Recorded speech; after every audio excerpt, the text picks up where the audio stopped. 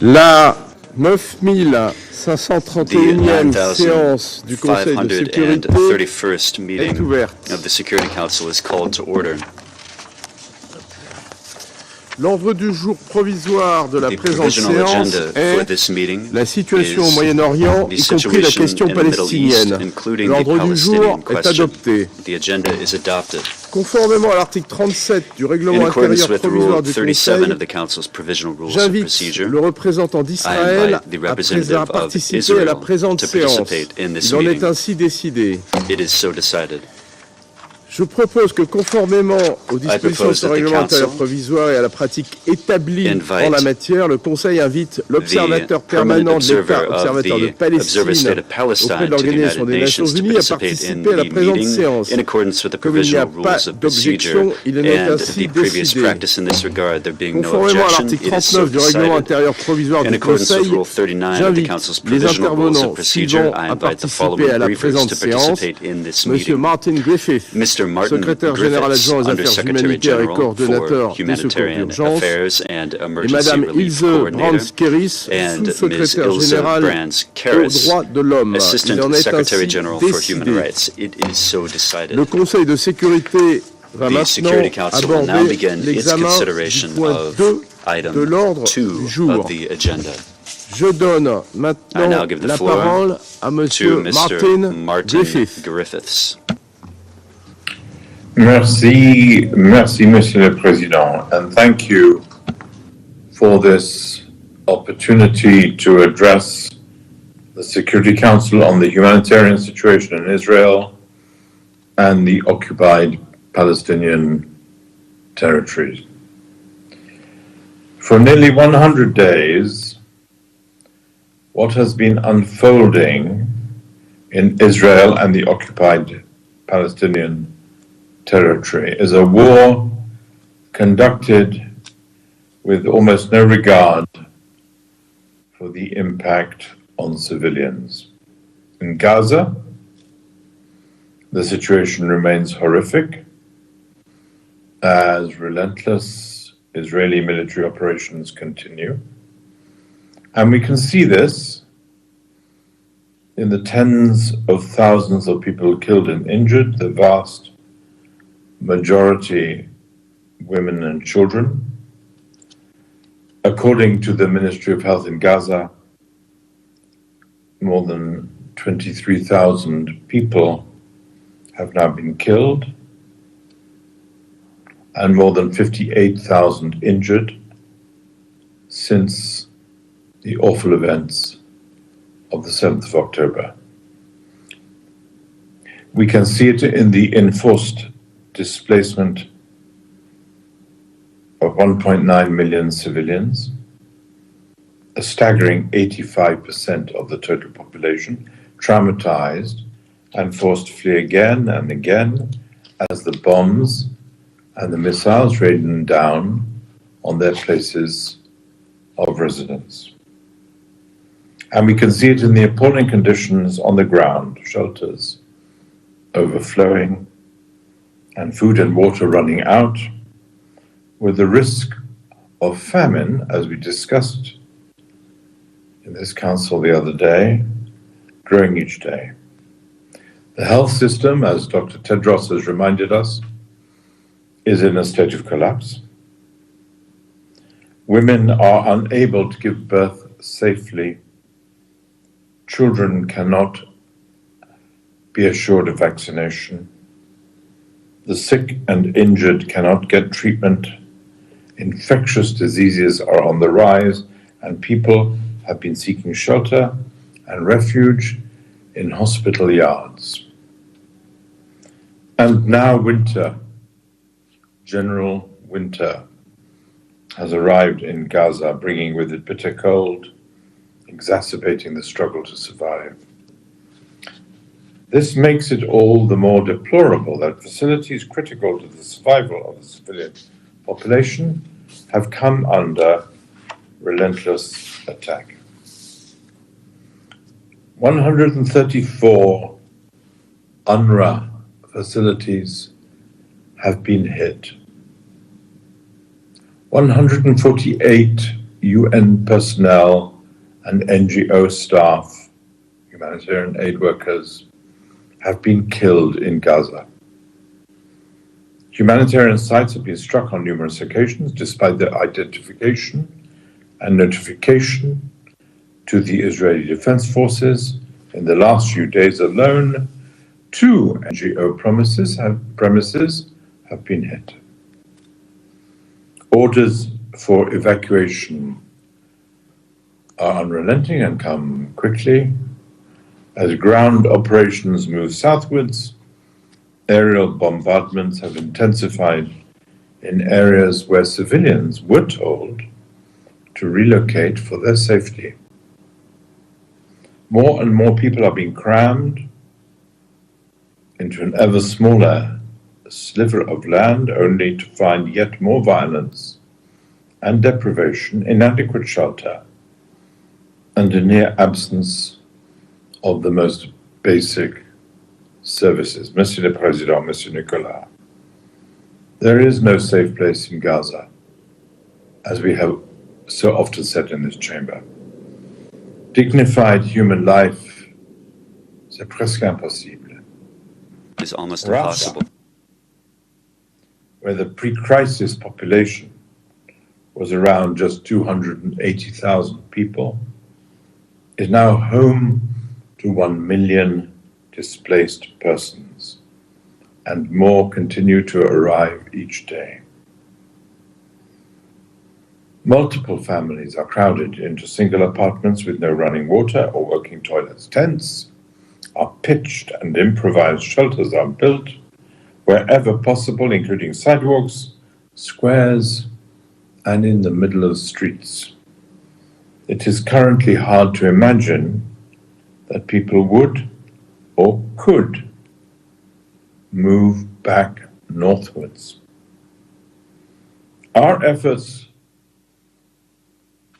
in the United Nations, under the leadership of our colleague Jamie McGoldrick, to send humanitarian convoys to the north have been met with delays, denials, and the imposition of impossible conditions.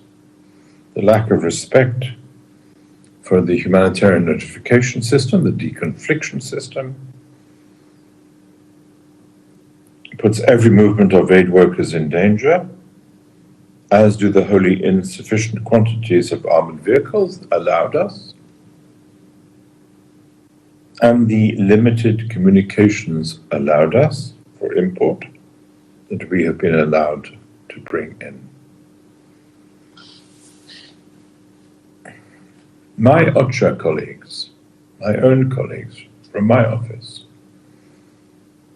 who have managed to make it to the north in recent days, describe scenes of utter horror.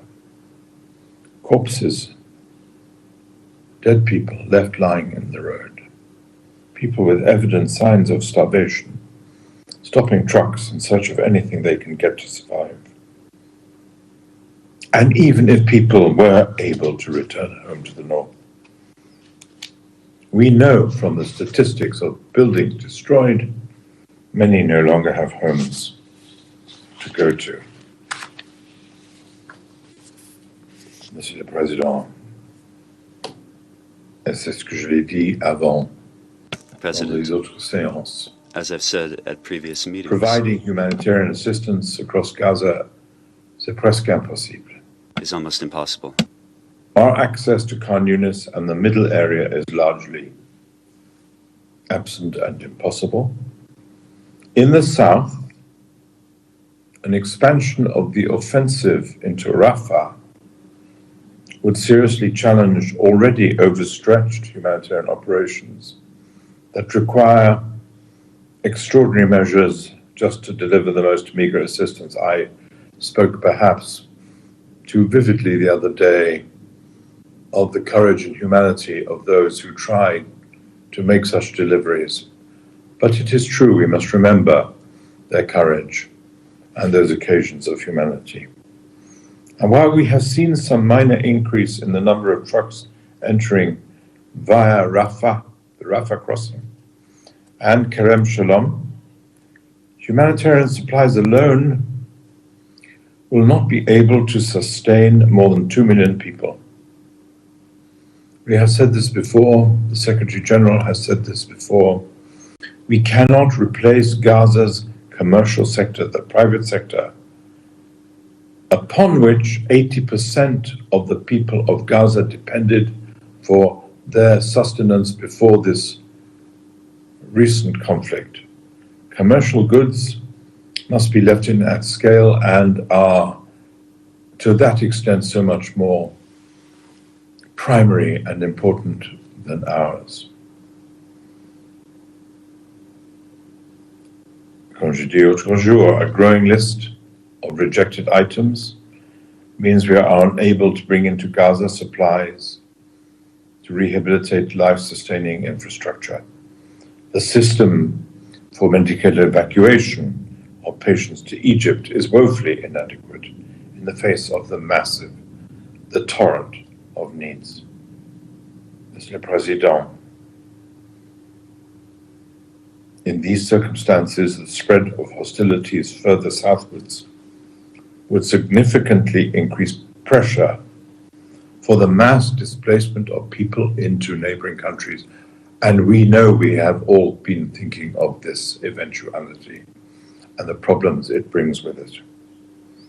Some countries have already offered to host civilians who want to leave Gaza for their protection. I would like, with your permission, to emphasize that any persons displaced from Gaza must be allowed to return as international law demands. In this context, we are, of course, deeply alarmed by recent statements by Israeli ministers regarding plans to encourage the mass transfer of civilians from Gaza to third countries, currently being referred to as quote-unquote voluntary relocation, unquote. These statements raise grave concerns about the possible forcible mass transfer of deportation of the Palestinian population from the Gaza Strip, something that would be strictly prohibited, of course, under international law. And any attempt to change the demographic composition of Gaza must be firmly rejected. Monsieur le Président, while Gaza is the epicenter of this crisis, we never forget, and none of us should forget, the 1,200 people killed, thousands injured, hundreds taken in the brutal attack by Hamas and other armed groups on Israel on 7th of October. And I have seen, as have you and have many of us, the films of these attacks and the accounts of abhorrent sexual violence of those days. Rocket fire continues into populated areas of Israel, causing more civilian casualties and trauma. The families of the hostages of all people, have been waiting for the release of their loved ones for nearly 100 days. Some came out in that pause, that momentary pause we had of 5 days of a certain freedom, or at least for some information about their well-being. Unfortunately, since November, no hostages have been released, and no information has been shared with their families and loved ones. More than 100,000 people have been displaced within Israel. Also, let us not forget, the effect of this war on Israel. As a result of the 7th of October attack by Hamas and other armed groups, and due to the ongoing rocket fire, as I have myself experienced in Tel Aviv, from armed groups in Gaza and Lebanon, I remain extremely concerned by the risk of a further regional spread of this conflict. We're seeing already increasing tension and hostilities in the West Bank, where there have been continued Israeli raids against Palestinian towns, alarming increases in settler violence resulting in death, displacement, and the demolition of homes. And we are all aware, as of course will be discussed later, of the increasing tensions and military activity in Lebanon, the Red Sea, and my own favorite country, Yemen. We cannot allow this to metastasize further. The consequences of a wider conflagration, as if this is not bad enough, would be unimaginable. Monsieur le Président, what we have seen since October the 7th is a stain on our collective conscience. Everyone in this room, everyone listening to these words. Unless we act, it will become more than that. An indelible mark on our claims to humanity. People will continue to suffer and to die from the rockets, the bombs, the missiles, the bullets, the lack of safety, the trials, the inadequate services, and the increasing numbers from starvation, disease, and exposure. And we heard yesterday reports that starvation, disease, and exposure are beginning to rival the impact of deaths and wounds and suffering on the people of Gaza from the bombing. We cannot let this happen. So, of course, I reiterate my call for greater compliance for international humanitarian law. Ilse will be even more eloquent than me, including the protection of civilians, the infrastructure they depend on, the provision of essentials for survival, the facilitation of humanitarian assistance at the scale required, and the humane treatment and immediate release of all hostages.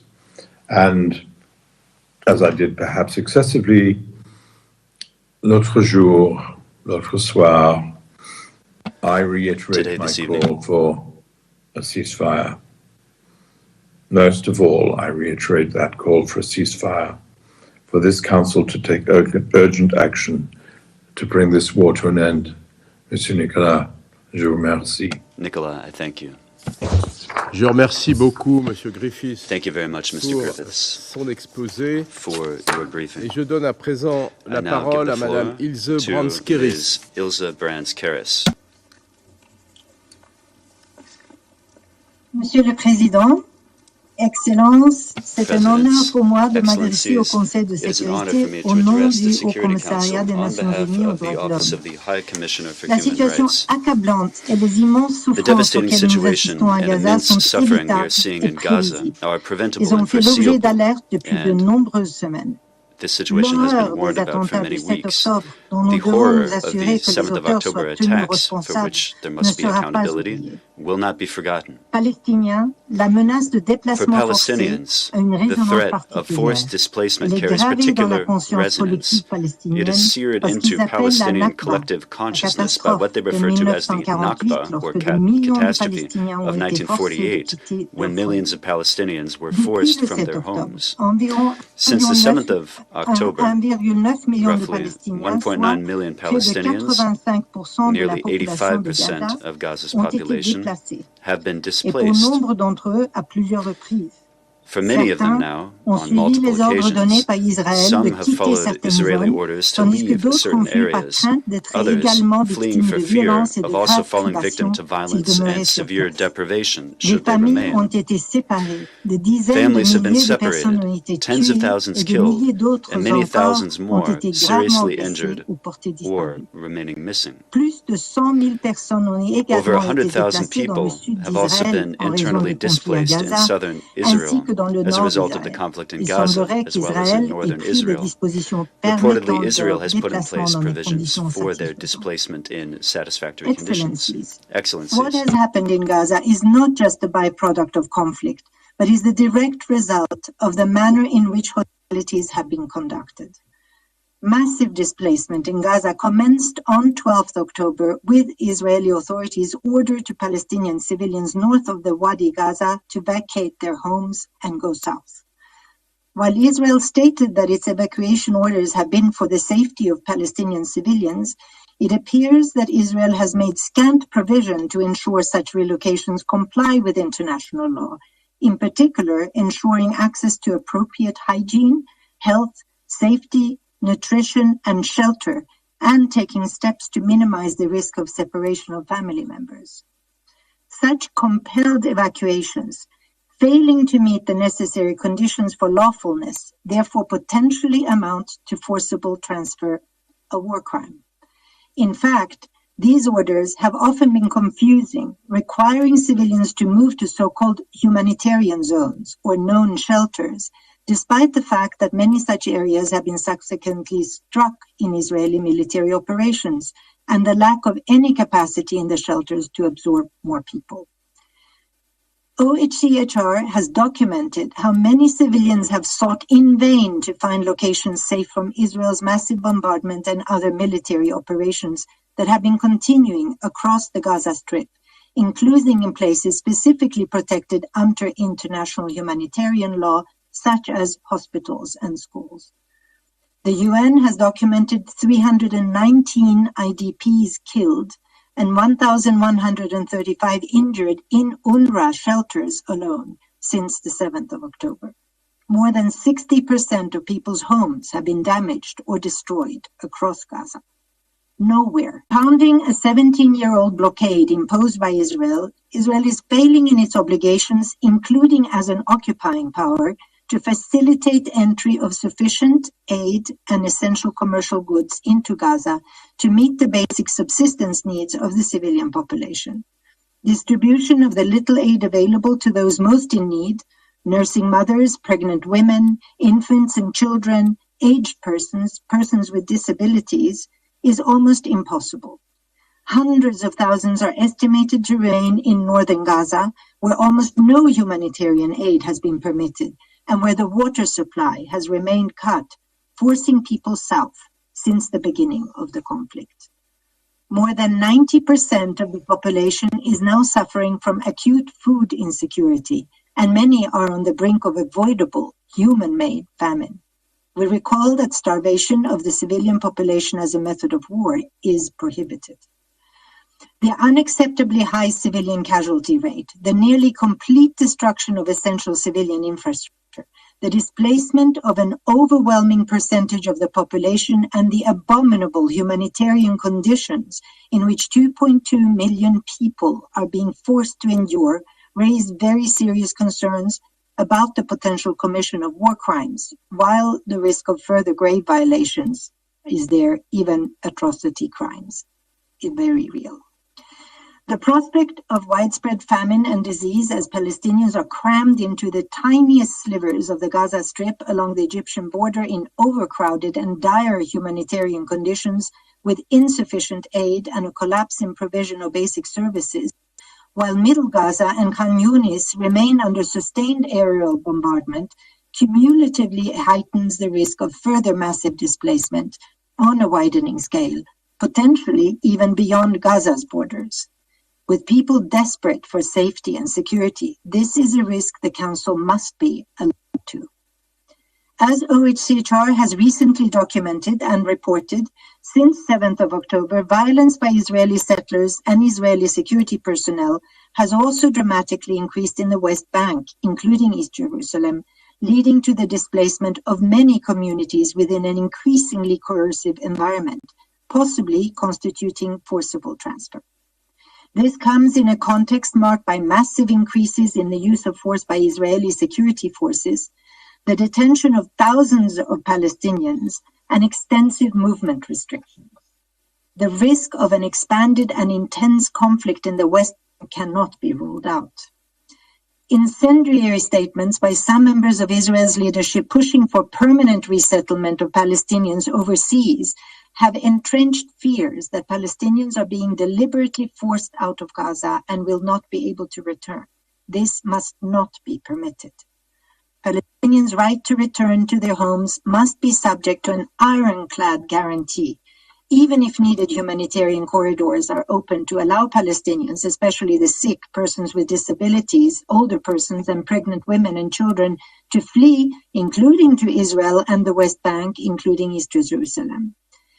Israel, as the occupying power, must support their return by restoring essential services and facilitating the necessary reconstruction of Gaza, particularly given that the scale of destruction and presence of unprecedented levels of explosive remnants of war mean that there are major practical obstacles to the near-term return home of most of those already displaced. Excellencies, we need an immediate ceasefire on human rights and humanitarian grounds, and the unconditional release of all hostages as indispensable first steps towards a durable solution. The protection of civilians must be prioritized, and they must be allowed to find safety and access to life-sustaining assistance wherever they are. Settler violence in the West Bank must be condemned and accountability pursued and settlements stopped. We must also look towards what comes next. This current violence comes in the context of decades of human rights violations. For any enduring solution to this crisis, the underlying root causes must be addressed, and this includes accountability for violations committed on and since 7th of October and in the many years before. Ensuring justice and the rights of all peoples, both of Palestinians and Israelis, are respected and protected is the only basis on which an enduring peace can be built. Merci, Monsieur le Président. Thank you, Mr. President. I wish to thank Ms. Ilse-Brunskaris for her briefing, and I now open the floor for members of the Council who wish to make a statement. I begin with the representative of Algeria. Merci, Monsieur le Président. Thank you, Mr. President. بداية أود أن أتقدم بالشكر لكل من السيدة إلزا براند كيريس والسيد مارتن جريفيث على المداخلات الوافية. نجتمع اليوم والعدوان الإسرائيلي على الشعب الفلسطيني يقترب من يومه 100 مع صور صادمة على الشاشات كل يوم وساعة through our screens من every دون hour and أي every day تحرك without جدي any لوقفها. serious action to end the مثلما situation. أكد رئيس الجمهورية And as the President of the السيد Republic عبد has المجيد affirmed, تبون Mr. Abdul Majid إن Tebboune, ما يحدث what بغزة is happening in Gaza سيبقى وصمة عار will remain a وصمة عار disgrace, في a جبين disgrace الإنسانية. on the conscience of سيد humanity. الرئيس، Mr. نتساءل President, اليوم we wonder today وتتساءل معنا and so شعوب wonder the العالم، people of the world, ألا يكفي is it not enough قتل أكثر من to 30 kill ألف more than شخص 30,000 people, منهم أكثر من including 10,000 more than 10,000 طفل؟ children? ألا يكفي Is it not إصابة enough أكثر من to 60 injure ألف شخص؟ more than 60,000 ألا people? يكفي Is it not تهديم enough أكثر من to 60% destroy more من than مباني غزة؟ 60% of the buildings ألا in يكفي Gaza? Is أن it not كل enough سكان غزة for the entire يواجهون population الآن of Gaza خطر to face المجاعة؟ the risk of famine نعم، now?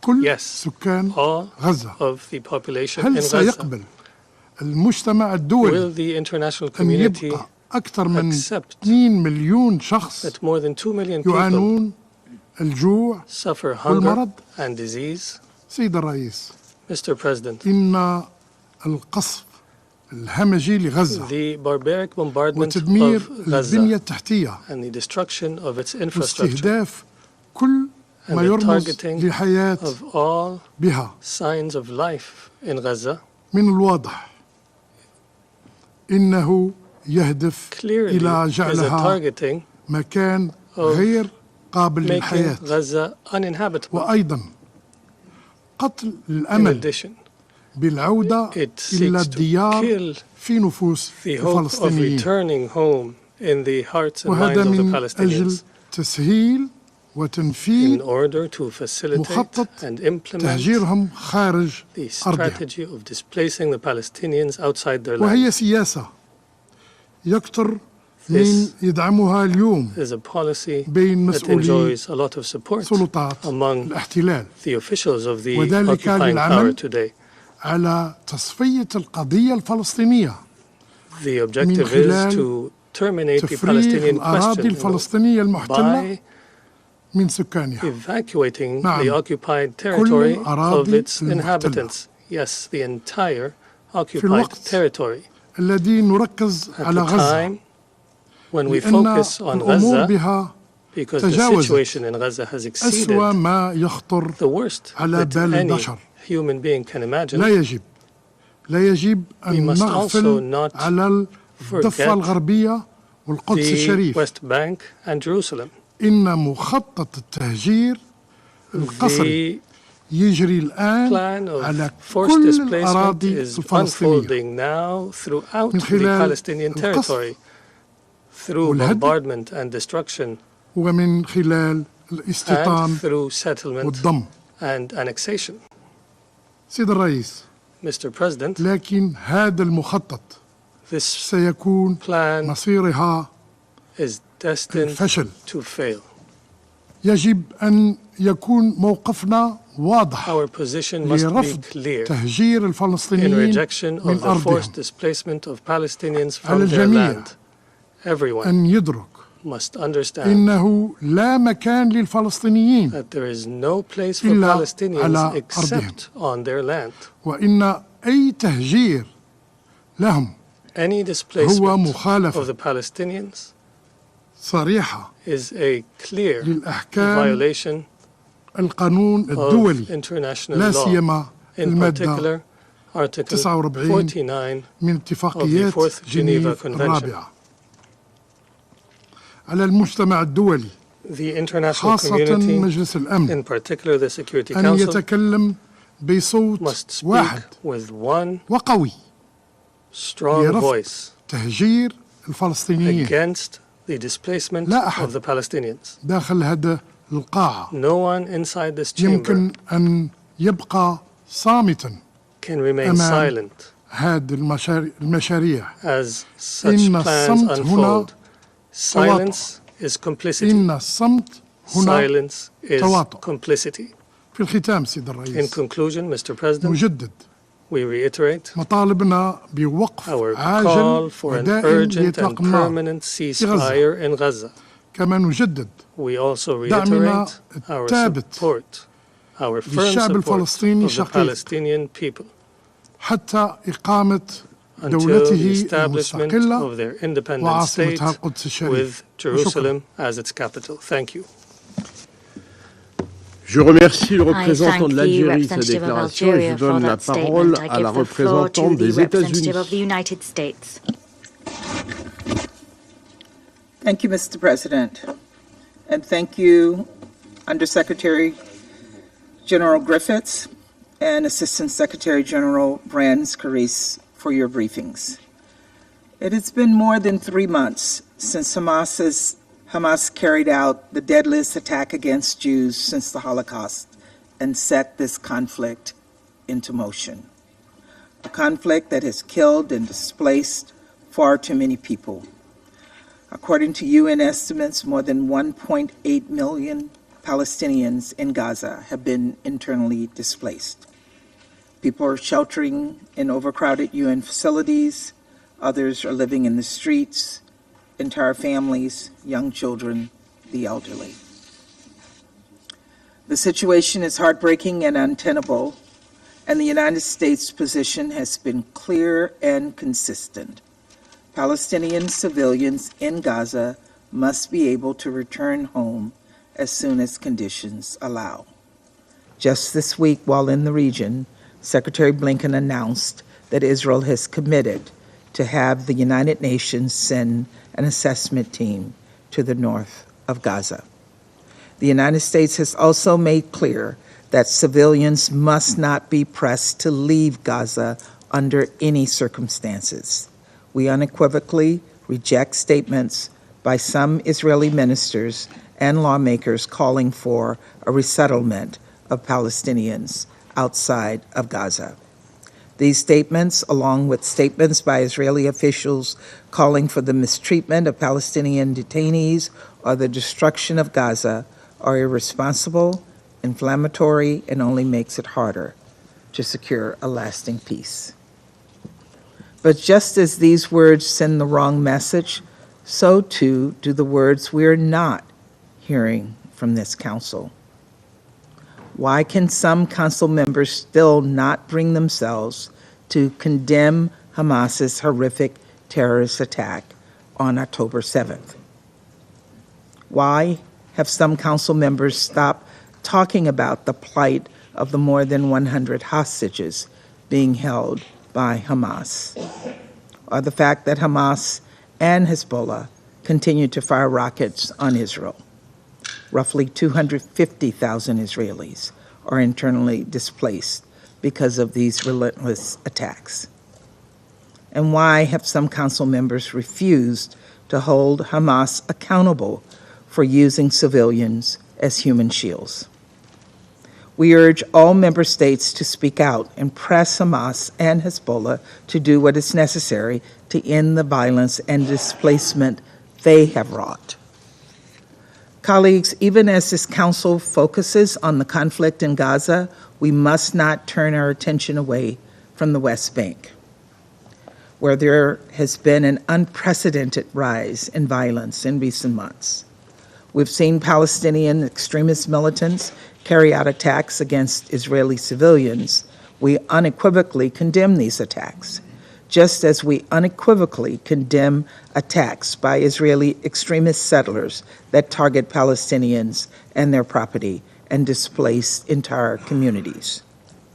The United States strongly opposes the advancement of settlements in the West Bank, and we strongly oppose the violence that has come to characterize them. At their core, settlements undermine the geographic viability of a two-state solution, exacerbate tensions, and further harm trust between Israelis and Palestinians. At least 340 Palestinians in the West Bank have been killed by Israelis in the past 3 months. And I want to be clear, the United States will continue to respond to this escalating violence, including through our new visa restriction policy. Under this policy, we have taken steps to improve visa restrictions against individuals who are involved in or meaningfully contributing to the undermining of peace, security, or stability in the West Bank. But we know that this is just one piece of the broader picture, and we urge the Israeli government to prevent and investigate settler violence and hold extremists who perpetuate it to account. We also urge the Israeli government to exercise restraint in its operations in the West Bank by respecting civilian infrastructure, especially in refugee camps, and minimizing civilian harm. Finally, we have long maintained that stability in the West Bank is dependent on PA security forces. That means the PA must make steps toward reform and revitalization. And it means Israel must release revenues that allow the PA to pay their security forces. Colleagues, at this profoundly difficult moment, the United States has stepped up to lead and to advance a vision for a lasting peace, where Israel is integrated into the region and terrorist groups can no longer threaten Israel's security, where Palestinians realize their aspirations for a state of their own, and Palestinians in Gaza and the West Bank are unified under the Palestinian Authority, where Israelis and Palestinians live side by side in peace with equal measures of security, freedom, and dignity. This is the only way forward. This is the only way to end this terrible cycle of violence once and for all. The damning reality is that Israelis and Palestinians will forever be scarred by years and years of mistrust and fear and violence. But the generations that follow need not know this reality. So let us work together to sow the seeds of peace. That must be our charge. Thank you, Mr. President. Je remercie la I wish to thank the representative of the United States for that statement. I now give the floor to the representative of the Russian Federation. Господин председатель, благодарим President, заместителя we thank генерального секретаря Мартина the Гриффитса Secretary и General Martin помощника Griffiths генерального секретаря по правам человека Илзу Бранскери за их объективную оценку катастрофической ситуации в for секторе their Газа. assessment of the catastrophic situation in the Gaza Strip. Российская Федерация поддержала The Russian инициативу Federation Алжира supported по созданию Algeria's сегодняшнего initiative to convene неочередного заседания today's Совета по положению в extraordinary зоне council meeting on the situation in the Палестино-израильского конфликта с Palestinian-Israeli акцентом на conflict угрозу zone, принудительного focusing переселения on палестинцев из the сектора threat of the Газа forced transfer of и Palestinians западного from берега реки the Иордан. Gaza Strip and the Руководствуясь West Bank, противоправностью подобных guided by шагов the Западного unlawfulness Иерусалима of с the точки steps зрения taken by международного West права. Jerusalem under international law. И это только часть кровавого This is only пазла, из part of the которого bloody складывается puzzle картина that катастрофической makes up гуманитарной ситуации в Газе. the picture of the В настоящий catastrophic момент в humanitarian анклаве situation погибло более in Gaza. 23 тысяч As of now, человек, the и enclave только has по seen предварительным данным 23,000 было deaths. убито более 7,5 Preliminary figures alone point тысячи людей to числится пропавшими over под завалами разрушенных зданий. 7,500 children and С учетом thousands of частоты и people are мощности still buried ударов under по the населенным ruins. пунктам Given the каждый pace день and в the Газе power of the гибнут и strikes in получают populated увечья areas, десятки, every если не day in сотни Gaza, граждан. there are deaths and maimings of dozens, if not Гражданская hundreds инфраструктура, of включая Gazans. медицинские Civilian объекты, практически infrastructure, полностью including разрушена. medical sites, Тотальная is блокада practically Газы destroyed. привела к острой The нехватке total воды, blockade of топлива, the медикаментов. Gaza has led to С an момента acute lack of конфликта water, fuel, and уже medications. From эскалации конфликта уже from около the 2 beginning миллионов of the человек были conflict, вынуждены around покинуть 2 свои million дома. people have been compelled to leave their homes. Half of them are women and children. Большая часть внутренне Most перемещенных of лиц, the а internally точнее сказать, displaced вынужденно persons, or to be more перемещенных лиц, precise, forcibly transferred нашла persons, убежище have found учреждения БАПОР, refuge которые, in несмотря на свой UNRWA статус, institutions, продолжают which, despite подвергаться their status, have израильскому continued надзору. to be Эти люди subject to лишились крови, Israeli имущества, bombing. средств These people have существования, been и stripped of многие their фактически homes, находятся на грани property, livelihoods, and many are teetering on the Чудовищная brink of гуманитарная inevitable ситуация в Газе starvation. The демонстрирует, ghastly насколько humanitarian situation in катастрофичным может Gaza быть движение demonstrates how по пути, который catastrophic игнорирует it could be международное to право. continue along the path Атака of ignoring 7 октября, international law. безусловно, The 7th of предусудительна. October attacks, of course, are В то же время reprehensible. соответствующие At the события same не time, могут служить these основанием events для cannot legitimize легитимизации неизбирательного Israel's применения силы indiscriminate Израилем в use of секторе Газа. force in the Gaza Тем Strip, более в таких формах ведения especially боевых because this действий, form которые of carrying фактически out превращаются в hostilities, коллективное which наказание is палестинцев, in fact becoming a сопряженное с collective punishment of the многочисленными грубыми Palestinians, нарушениями is норм linked with международного many гуманитарного права. gross violations of international Кроме того, law. события 7 октября не должны Moreover, the рассматриваться в October 7th отрыве от events долгой и should not кровавой be viewed in истории isolation from the long, палестино-израильского bloody history противостояния, of которое длится Palestinian-Israeli несколько confrontation, десятилетий, which has dragged on сопряженное for с several угнетением, decades оккупацией and is linked и with многочисленными oppression, occupation, преступлениями and против many палестинского crimes народа. against the Palestinian people. На этом фоне Совет Against this Безопасности ООН, как backdrop, the главный UN орган Security по Council, as поддержанию the chief международного body мира for и the maintenance of безопасности, до international сих peace пор and не в security, состоянии has выполнить still свой прямой failed мандат to shoulder и its принять direct резолюцию, mandate and содержащую adopt a resolution безальтернативное containing требование к an сторонам о незамедлительном unequivocal прекращении. call to the parties to immediately implement a С ceasefire. сожалением приходится We признать, что regret резолюция to Совета note Безопасности that Security Council 2712 не Resolution включает этот ключевой 2712 призыв из-за did противодействия одной not делегации contain Соединенных Штатов. this key call Поэтому that ее was due практическая to ценность U.S. стремится к нулю. opposition. So А the резолюция practical 2720, по которой мы significance of that воздержались из-за resolution помощи verges on арабских nothing. государств под давлением Resolution Вашингтона вообще 2720, насыщена we abstained, весьма from which we сомнительным abstained призывом upon the о request of the создании Arab условий states для under прекращения. U.S. pressure is Хочу saturated but еще раз highly dubious подчеркнуть, мы calls to create the категорически не condition for the согласны с cessation содержанием of нынешней hostilities. I want to копии stress 2 once more that we резолюции flatly oppose the 2720 content исходим of из the того, current что OP2 ответственность за все of возможные Resolution последствия 27.2, and I want to say that the responsibility for the possible impact of that resolution lies with the states that gave their consent to its drafting, which was rammed through by the U.S. Mr. President, together with the constant indiscriminate bombings and targeted strikes on civilian objects intended to sow fear and panic among civilians, we see the holistic strategy of West Jerusalem to forcibly displace the Palestinians. The logic logic here is simple, making life unbearable in Gaza, even impossible, leaving civilians with an impossible choice, leave their native lands or be killed.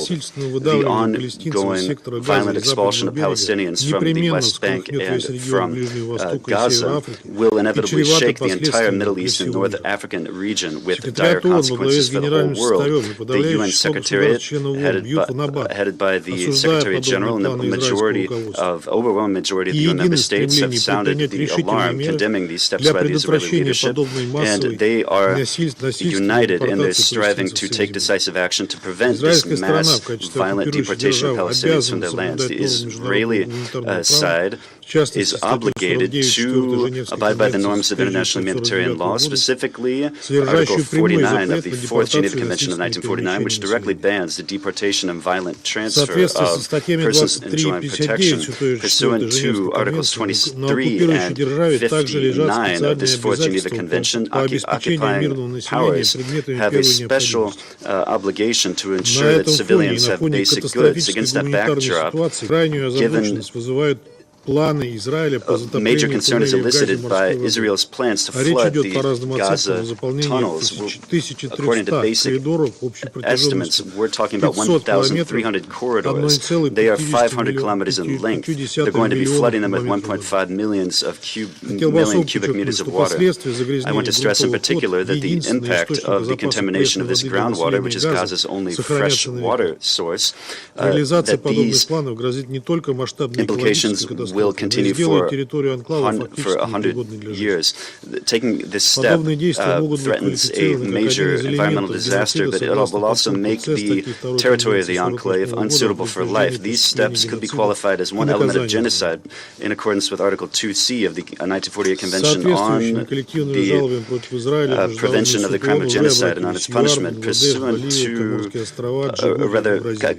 complaints have been lodged against Israel in the International Court of the UN by South Africa, Bangladesh, Bolivia, the Comoros, and Djibouti. And this is in addition to what's happening, will be happening in the later half of February in The Hague, the hearings on the legal consequences of Israel's settlements in occupied Palestinian territory. Given this, can we count on an appropriate assessment of what is happening from bought and paid for bodies such as the ICC? No, we cannot. We have no illusions that the British prosecutor of the ICC, Karim Khan, will screw up his courage to oppose his Western backers and their allies, because this body is intended to serve their political interests. There's similar inaction by the ICC that we've seen in connection with the war crimes of the U.S., Great Britain, and their satellites in Afghanistan, Iraq, and Libya. After the investigation was not started, it was simply deprioritized. As for Israel, the head of ICC is acting in the same way. He's limiting himself to incoherent justifications and mentioning some previous calls for stopping the violence. Against this grim backdrop, what is striking are media reports of the idea of Israeli leadership that they're going to convince Arab, African, and European countries to take in Palestinian refugees, and they want Arab monarchies to bankroll this transfer. The very fact of these leaks, coupled with the ongoing provocative statements by the Israeli establishment, this provokes additional tensions and undermines the universally acknowledged international legal basis for an Israeli-Palestinian peace process, the consistent erosion of which by Washington has led to the current explosion. Now, Russia's approach is unchanged. We want an immediate ceasefire. We want untrammeled, safe humanitarian access, release of hostages, and reestablishment of a political horizon for the Middle East peace process based on the two-state solution. Precedent de-escalation in Gaza has continued for over 100 days with no sign of abating. Moreover, the U.S. and its allies have single-handedly triggered a spillover of the conflict to the entire region, having attacked yesterday, in violation of Article 2 of the UN Charter, the people of Yemen. The Council will be discussing this egregious situation a bit later in a separate briefing. Apparently, this effective bilateral diplomacy in the region, or to put it more simply, this arbitrary act, apparently this is what our American colleagues are referring to when they're saying that they are acting better than multilateral efforts. This all leads to one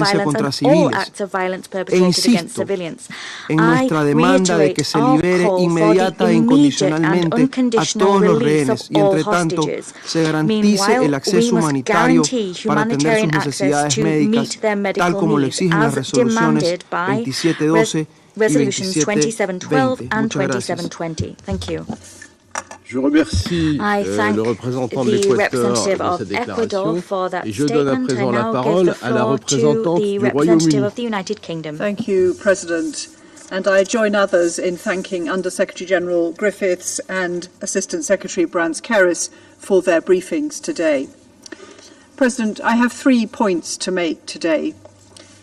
Firstly, the UK firmly rejects any proposal that Palestinians should be resettled outside Gaza, including proposals from members of the Israeli government.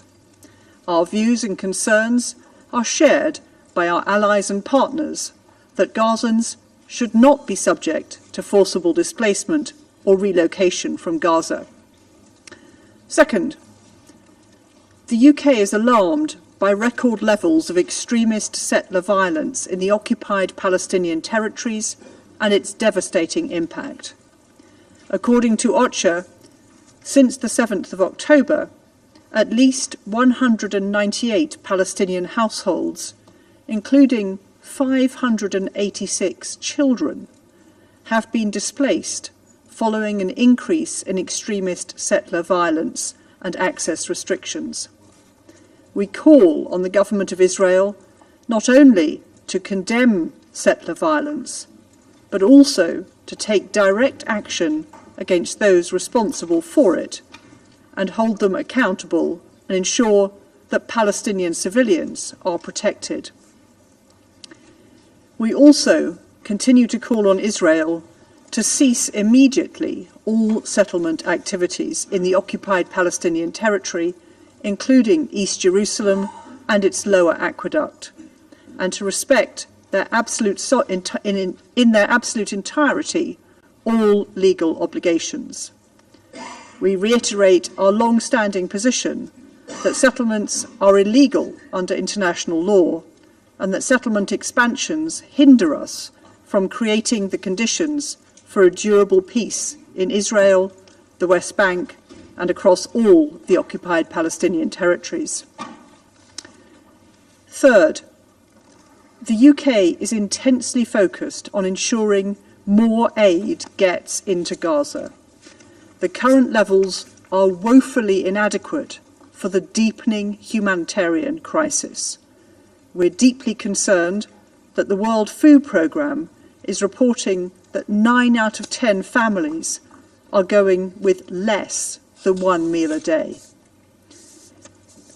We want to see a ceasefire, but this must be a sustainable ceasefire, one that will last. A sustainable ceasefire means one in which Hamas no longer poses a threat to Israel's security. Aid is delivered without hindrance, and Palestinians can return to the areas of Gaza from which they have been displaced. Ahead of a permanent ceasefire, we want to see immediate and sustained humanitarian pauses. This will allow for hostages to be released and more aid to enter Gaza. In accordance with Security Council Resolution 2720, we call on Israel to allow for higher volumes of humanitarian aid through as many routes as possible. In conclusion, Mr. President, we call again for the release of hostages taken on the 7th of October, for measures to allow humanitarian aid in to meet the desperate humanitarian need in Gaza, for a sustainable ceasefire with a political horizon towards a two-state solution. And we remain committed to working with Israelis, Palestinians, and all parties in the region and beyond to make this a reality. I thank you. Je remercie la représentante du Royaume-Uni de cette déclaration et je donne à présent la parole au représentant de la Chine. Thank you, Mr. President. Mr. President, I thank Algeria for the initiative to hold this meeting, and USG Griffiths and ASG Keris for their briefings. Nearly 100 days into the ongoing Palestinian-Israeli conflict, more than 23,000 people in Gaza and over 200 UN personnel and journalists have lost their lives. 90% of the population of Gaza has been displaced. More than 60% of homes have been destroyed. Hundreds of thousands of people are struggling to survive in makeshift tents. All of these are not just the cold numbers, but the loss of human lives and the suffering that is experienced on a daily basis. Today, in the 21st century, the records that keep getting broken are none other than those of war and their death tolls. This is a stain on human conscience that can never be scrubbed off. An immediate ceasefire has become the overwhelming call of the international community. But a permanent member of the Security Council has been using various excuses to veto consensus on this issue in the Security Council. This is a blatant contempt of international fairness and justice and the authority of the Security Council. Some people have constantly talked about the protection of human rights and the prevention of genocide. While in the face of the appalling situation in Gaza, they have played dumb, kept stonewalling, and attempted to deflect attention. This is downright double standards. It is imperative that we remove all interference and take robust action to end the fighting, save lives, and restore peace. First, any forced displacement of the Palestinian people must be firmly rejected. Gaza is the homeland of the Palestinian people. Over the past 3 months, over 1 million people have been forced to relocate again and again. But in the face of the constant threats of death, they have nowhere to hide and nowhere to flee. Some Israeli political figures have called for voluntary emigration from Gaza, over which we express our grave concern. That would mean driving 2 million population out of Gaza and turning Gaza into a so-called safe zone devoid of human habitation. If put into practice, such a horrific idea would constitute atrocity crimes under international law and would completely destroy the prospect of the two-state solution. We have taken note of some statements and clarifications made by Israel in this regard. But on this issue, while what is said is important, what is done is even more important. We are paying close attention to Israel's declared intentions, while at the same time paying more attention to its serious consequences in reality. Secondly, all measures must be taken to alleviate the humanitarian disaster. At present, access to humanitarian supplies is extremely limited. Food, medicine, and other essential supplies are extremely scarce. Disease and hunger are spreading in Gaza, and social order is on the verge of collapse. Secretary General Guterres has repeatedly emphasized that conditions for delivering humanitarian aid in Gaza do not exist under gunfire. It is Israel that has continued its indiscriminate bombardment against Gaza and has placed numerous obstacles blocking access to humanitarian supplies. But it is also Israel that has accused the United Nations of not having the will and ability to provide humanitarian assistance. This is totally unacceptable. Security Council resolutions 2712 and 2720 must be fully implemented. Israel must fulfill its obligations as the occupying power, ensure the safety of humanitarian workers, and provide full cooperation in humanitarian relief efforts. China welcomes the concrete proposals by Secretary General Guterres on the implementation of Resolution 2712 and the appointment of Ms. Tag as UN Senior Humanitarian and Reconstruction Coordinator for Gaza. China supports further action by the Security Council to clear obstacles to the safe, rapid, and unimpeded entry of sufficient humanitarian supplies into Gaza.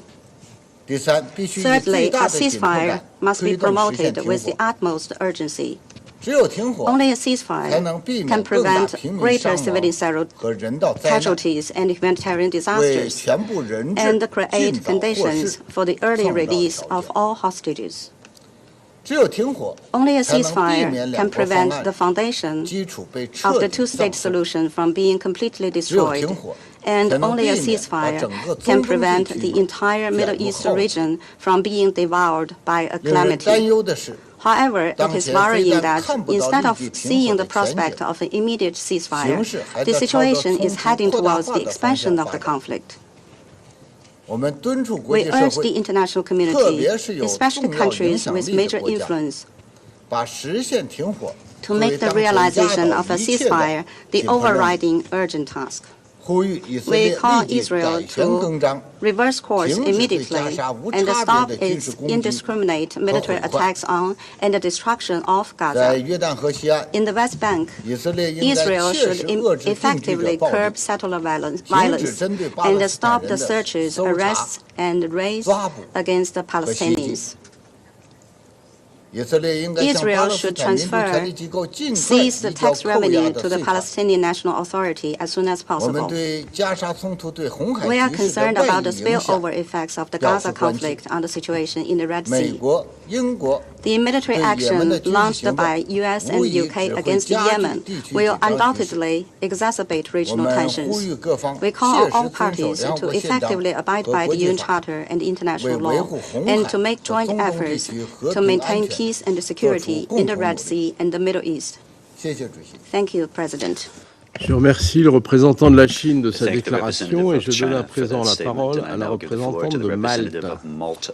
Thank you, President. I also thank Under-Secretary General Griffiths and Assistant Secretary General Brans-Harris for their most pertinent briefings. At the outset, we must stress that the catastrophic situation in Gaza is causing immense levels of deaths, suffering, and displacement amongst the civilian population. Millions of civilians are enduring the deprivation of basic necessities, leading to a staggering loss of life. This plight is no more tragic than when one considers the humanitarian consequences this has on women and children, who suffer disproportionately from food insecurity, malnutrition, and the crippling healthcare system.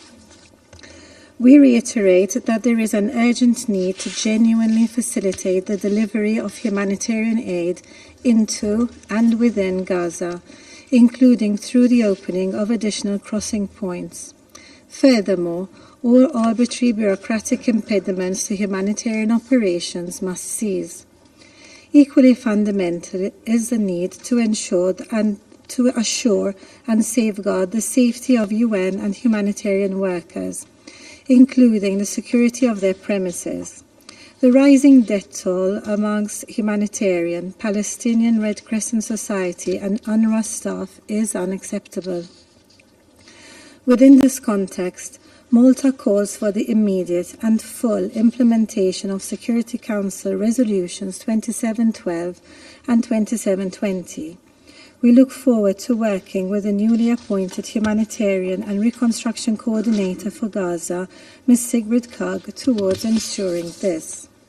President, we must also not forget the plight of those hostages still held by Hamas in Gaza.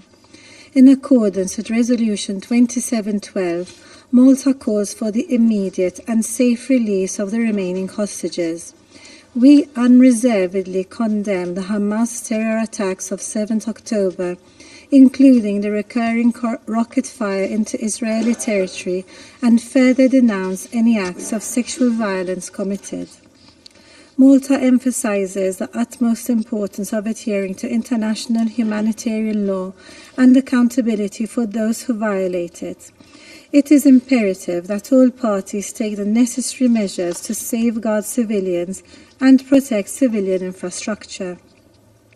Likewise, attacks on religious sites and individuals seeking refuge within them are unacceptable, as are any deliberate targeting of journalists in the conflict. President, we remain convinced of the need for an urgent cessation of hostilities.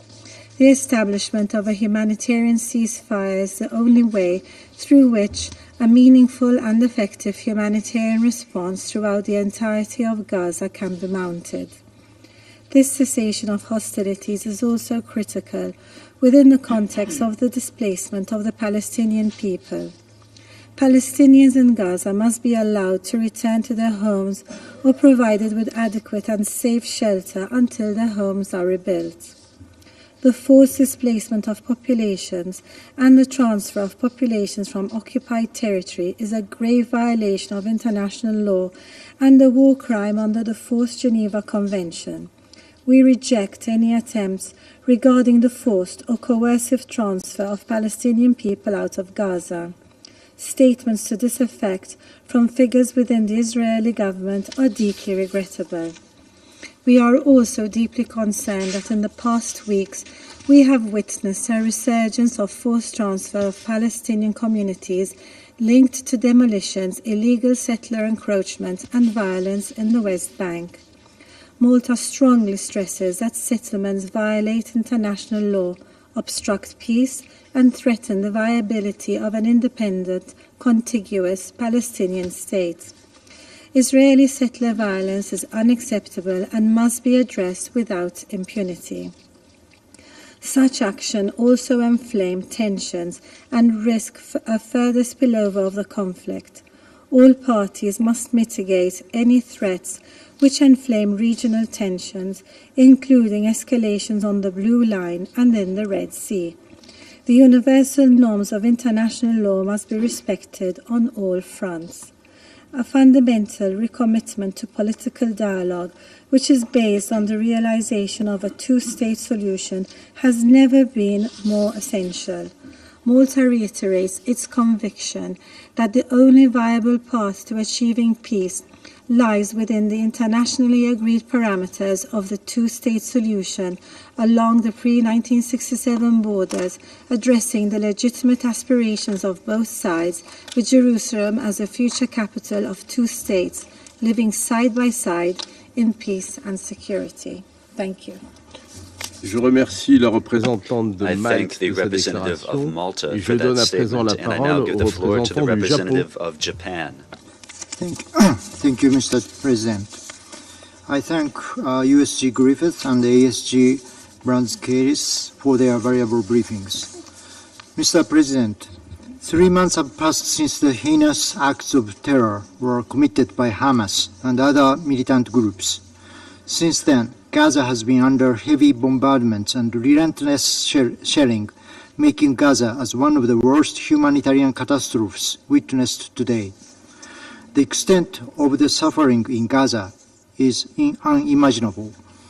At least 23,000 Palestinians have been reportedly killed in Gaza, including a heartbreaking loss of over 10,000 children. Over 85% of the population across the Gaza Strip have been displaced. Critical civilian infrastructure, including hospitals and UN shelters, have not been spared from attacks. Famine is imminent, and those internally displaced are at high risk of communicable diseases due to extremely poor living conditions. Humanity is in crisis. The international community must continue to work with a greater sense of urgency towards alleviating the humanitarian disaster in Gaza. We fully support the recent appointed UN Senior Coordinator, Ms. Sigrid Kaag, and her staff to this end. While the Security Council adopted Resolution 2712 and 2720, regrettably, their effective implementation remains elusive due to the ongoing heavy fighting. As violent regional spillover is already happening, what is most urgent is the de-escalation of the conflict. In this regard, our position is clear as shown in our voting positions in relevant resolutions, including the UNGA resolution adopted on December 12 last year. We would also like to emphasize once again the hostages held by Hamas and other militant groups must be released immediately and unconditionally to create better conditions toward easing tensions. Mr. President, Japan is concerned about the recent inflammatory rhetoric by Israeli ministers on the, quote, resettlement, unquote, of Palestinians outside of the Gaza Strip. Any attempt to forcibly displace the Palestinian people is inconsistent with the relevant Security Council resolutions and in violation of international law, including international humanitarian law and human rights law. We reject any such forced displacement. We also stress the need to create conditions to enable displaced Palestinians in Gaza to return safely to their homes. In this regard, we note recent reports that Israel has agreed to allow the UN to carry out an assessment mission in northern Gaza. We should create a conducive environment where the residents can return safely to their homes. In conclusion, Japan will continue to exert its utmost efforts to contribute to the de-escalation of this conflict within and beyond Gaza. A two-state solution remains the only viable path for both Israel and the future independent Palestinian state, which must include the Gaza Strip and the West Bank to live side by side in mutual peace and security. I thank you, President. Je remercie le représentant du Japon de cette déclaration. Et je donne à présent la parole au représentant de la Slovénie. Thank you very much, Mr. President. I also would like to thank Undersecretary General Griffith and Assistant Secretary Branskeris for their very sober and yet very clear briefings. Looking at the situation in Gaza and the broader Middle East region, we believe it is high time to reflect on our responsibility as the Council. Slovenia shares the concerns of briefers regarding the several recent statements by members of the Israeli government proposing mass displacement of Palestinians from Gaza, and we strongly reject them. Any displacement of the Palestinian population from Gaza would constitute a grave breach of international humanitarian law, amounting to a war crime. We condemn such statements, which are only escalating tensions. Secondly, we are appalled by the current conditions in which internally displaced people of Gaza are living. 85% of Gaza's population is displaced. Military operations, including indiscriminate bombardment, are forcing people to flee over and over again. As the recent report of the Secretary General has outlined, Gaza is facing widespread death and destruction. Famine looms rampant.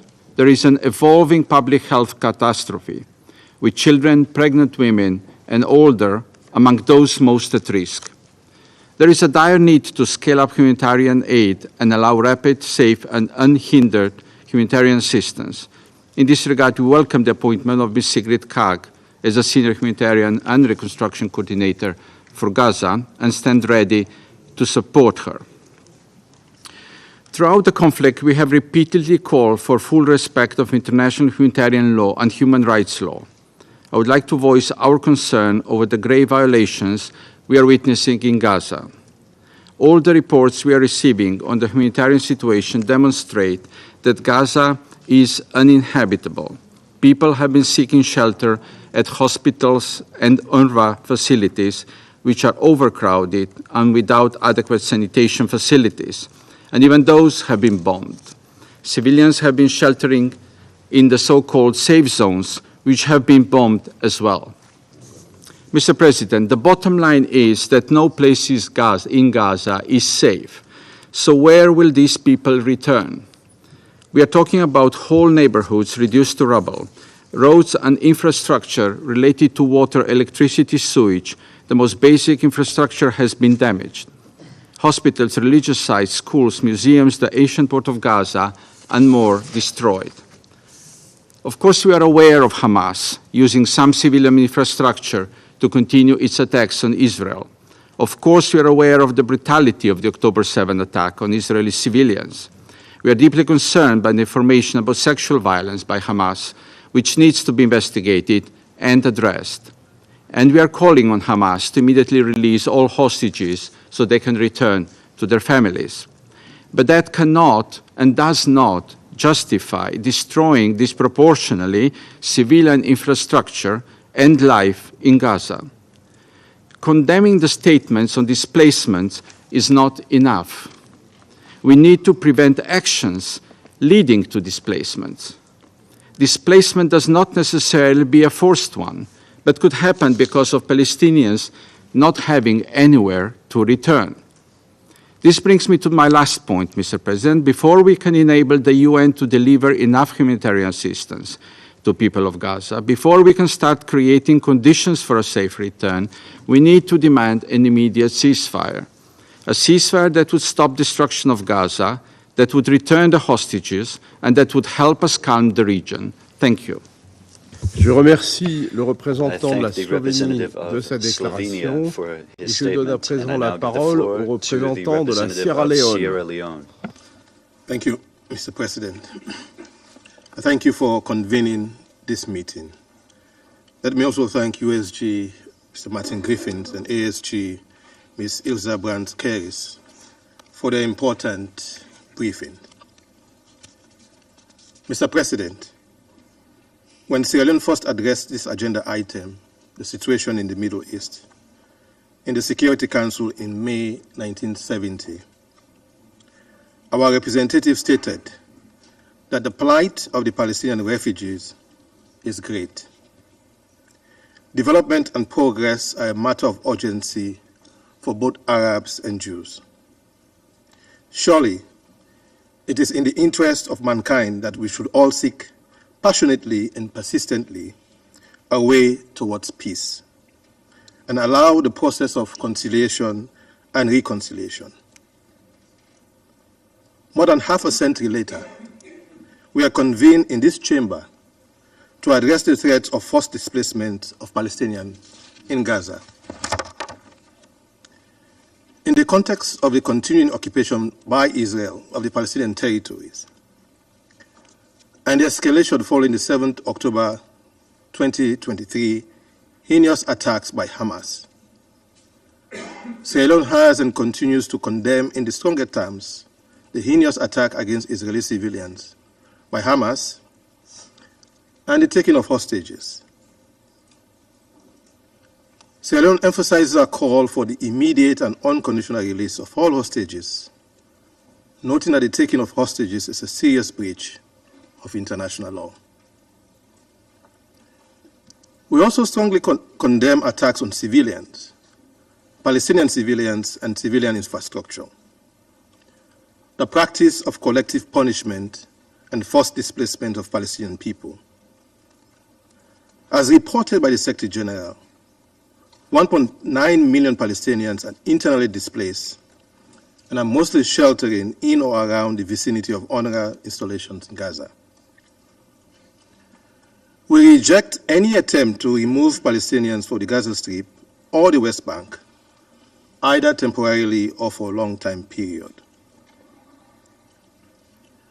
We deeply reject the unacceptable high human cost with report of the killings of about 23,000 Palestinian civilians since the 7th October 2023, with women and children being the most affected. We regret the ultimate cost being paid by UN and other humanitarian workers and journalists. Sierra Leone calls for accountability for all those responsible for violations of international law, in particular international humanitarian law, and those crimes of serious concern to the international community.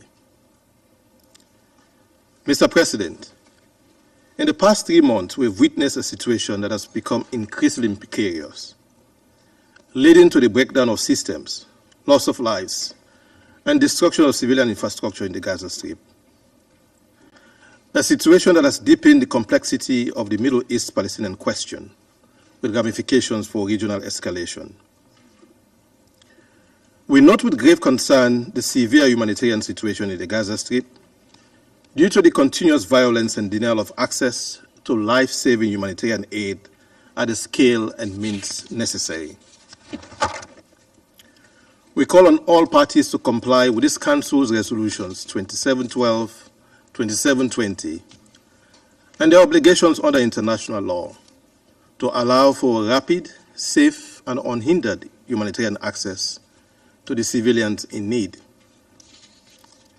Sierra Leone therefore calls for an immediate humanitarian ceasefire, which in our view will bring an end to the atrocities, reduce regional tensions, and allow for the consolidation of ongoing humanitarian efforts by the United Nations and other international partners geared towards having an effective humanitarian aid operation in the Gaza Strip. In closing, Sierra Leone reiterates its call for political and diplomatic efforts to facilitate the two-state solution that will ensure Israel and Palestine live side by side in long-lasting peace and security. I thank you. Je remercie le représentant de la Sierra Leone de sa déclaration et je donne à présent la parole au représentant de la République de Corée. Thank you, Mr. President. I also join in thanking Under-Secretary General Martin Griffiths and Assistant Secretary General for Human Rights, Ilse Kerrith, for their briefing today. More than 3 months have now passed since the horrendous terrorist attacks by Hamas on the 7th of October, which we condemn in the strongest terms. Since then, hostilities have been ongoing in Gaza and Israel, and the consequences are extremely alarming. USG Martin Griffiths last week characterized the situation on the ground, that Gaza has become a place of death and despair. Civilians in Gaza, including women and children, have no safe place, as even hospitals are being besieged by military operations and airstrikes. Today, USG Martin Griffiths briefed to the members of the Secret Council that there has barely been any improvement on the humanitarian situation in Gaza, despite adoption of Resolution 2712 and 2720. In his alarming letter to the Council last week, Secretary General Guterres also detailed that the level of aid to Palestinians in Gaza is completely inadequate for 2 million people as widespread famine looms. Mr. President, more sustainable humanitarian pauses that can lead to a sustainable cessation of hostilities are of utmost importance. Based on these, delivery of critical humanitarian aid must be expanded and expedited.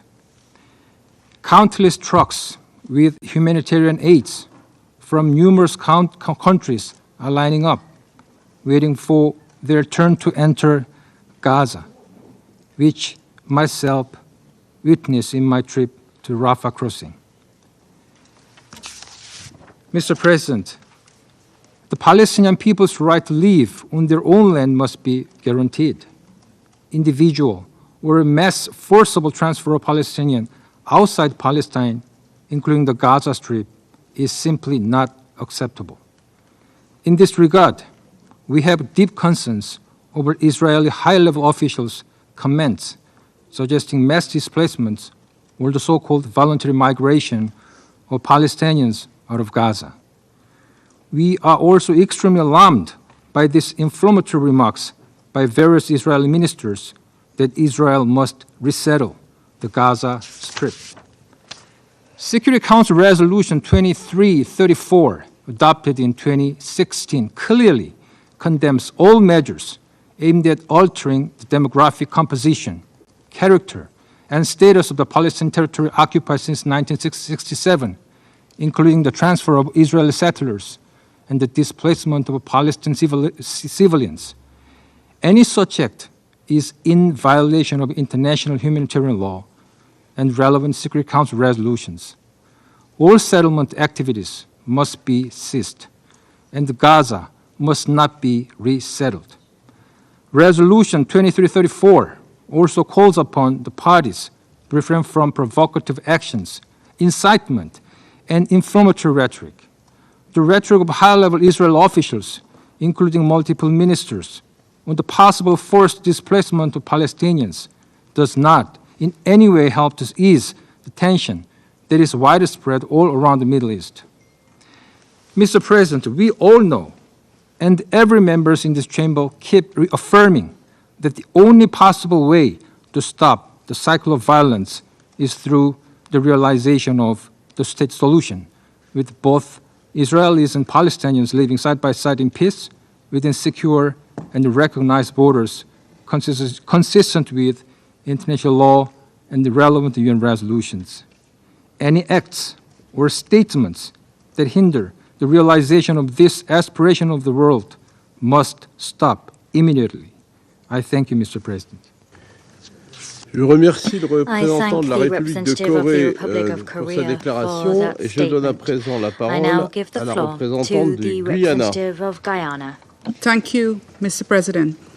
And I express my appreciation to Under-Secretary General Martin Griffiths and Assistant Secretary General Elise Brands-Keris for their sobering and informative briefing.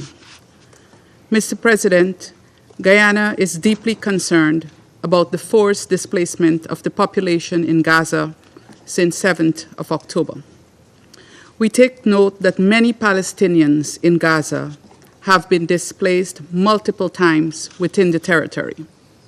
We are now alarmed at the statements emanating from certain officials suggesting that the Palestinian people in Gaza should be forcibly transferred out of the territory to countries in the region and elsewhere.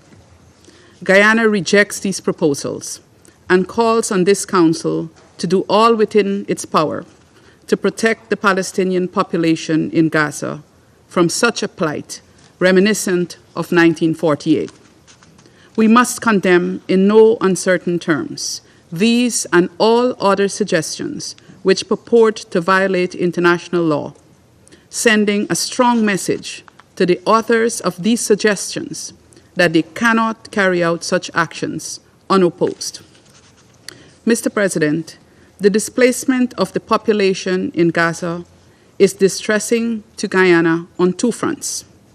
First, the circumstances under which people have been uprooted from their homes and livelihoods have created a catastrophic humanitarian situation involving disease, destruction, danger, and death.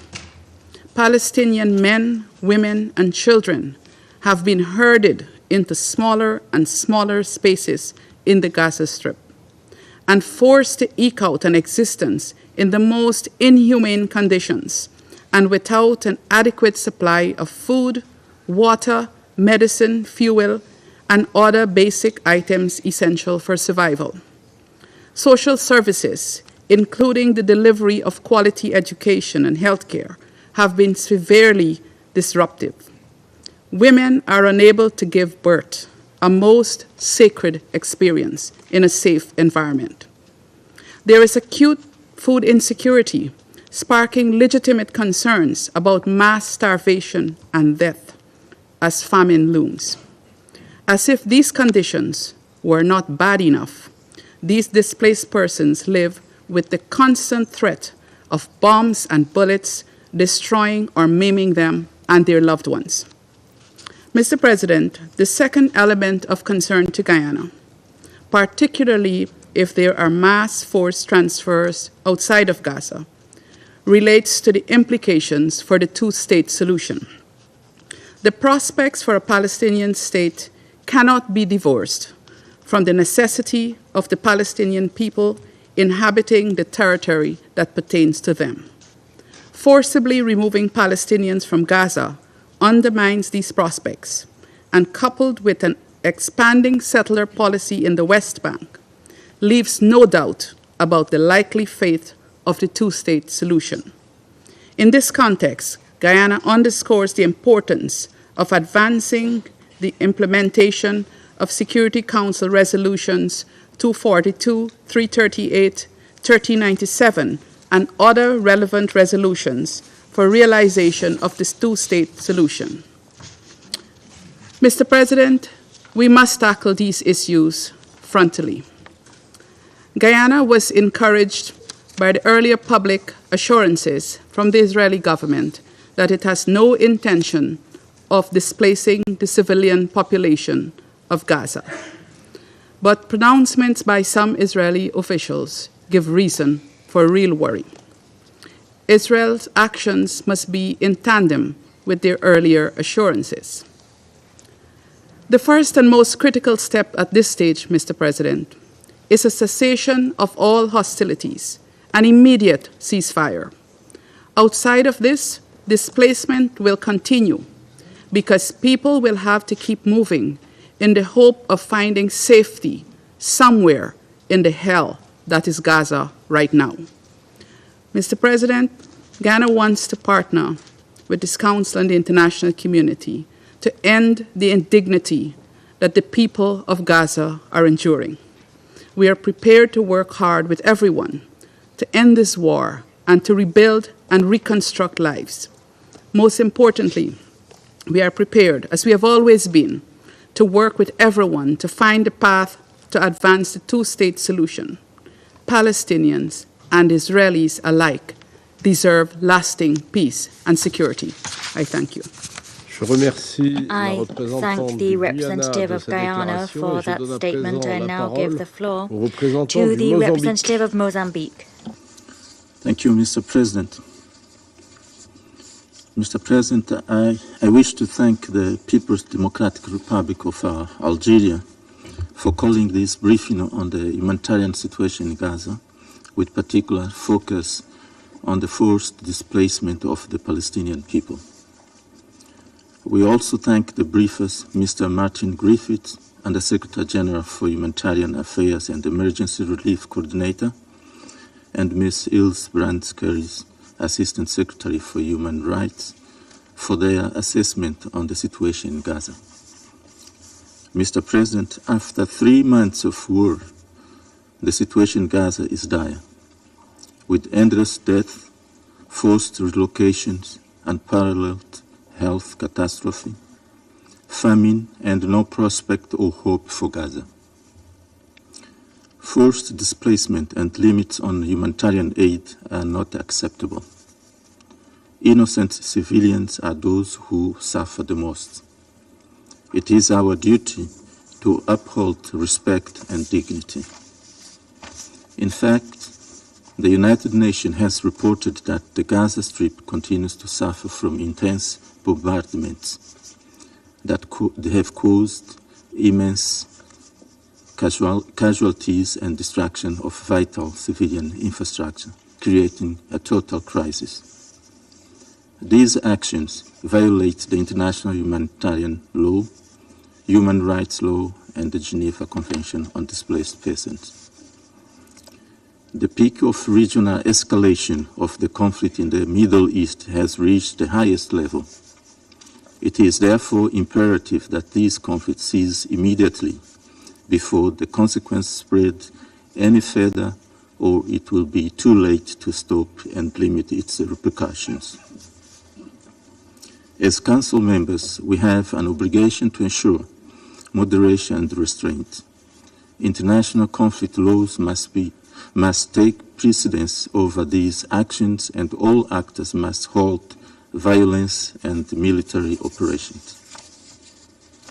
An immediate ceasefire is our best hope, as it would allow humanitarian access under United Nations Security Council Resolution 2712 and 2720. And most importantly, it would potentially enable negotiation towards peace.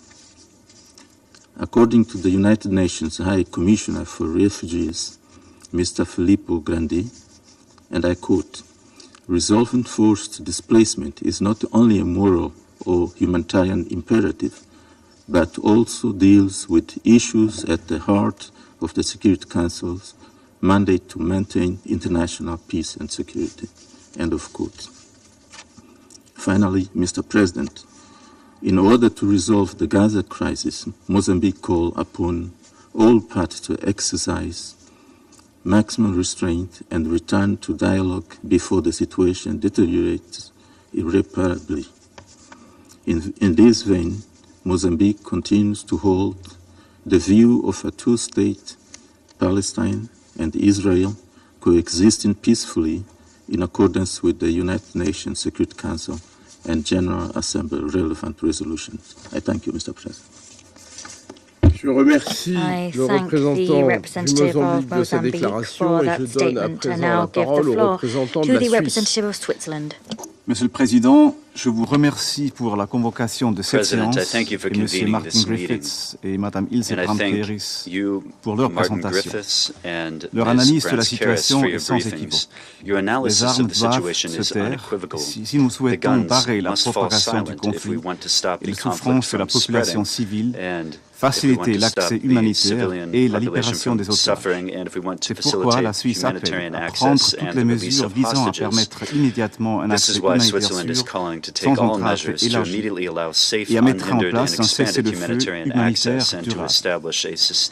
Les actes de terreur injustifiables commis par le Hamas le 7 octobre dernier, le nombre de victimes, presque 1200, les violences, notamment sexuelles, subies par de nombreuses jeunes femmes et filles, ainsi que les prises d'otages, ont été profondément choquants. Nous les avons condamnés fermement et sans équivoque. Nous réitérons également notre appel à la libération immédiate et inconditionnelle de tous les otages encore détenus à Gaza. Nous continuons d'attacher une grande importance au droit de chaque État d'assurer sa sécurité et au devoir de protéger sa population et celle sous son contrôle. Depuis ce jour-là, nous observons une augmentation alarmante du niveau de violence et de souffrance au Proche-Orient.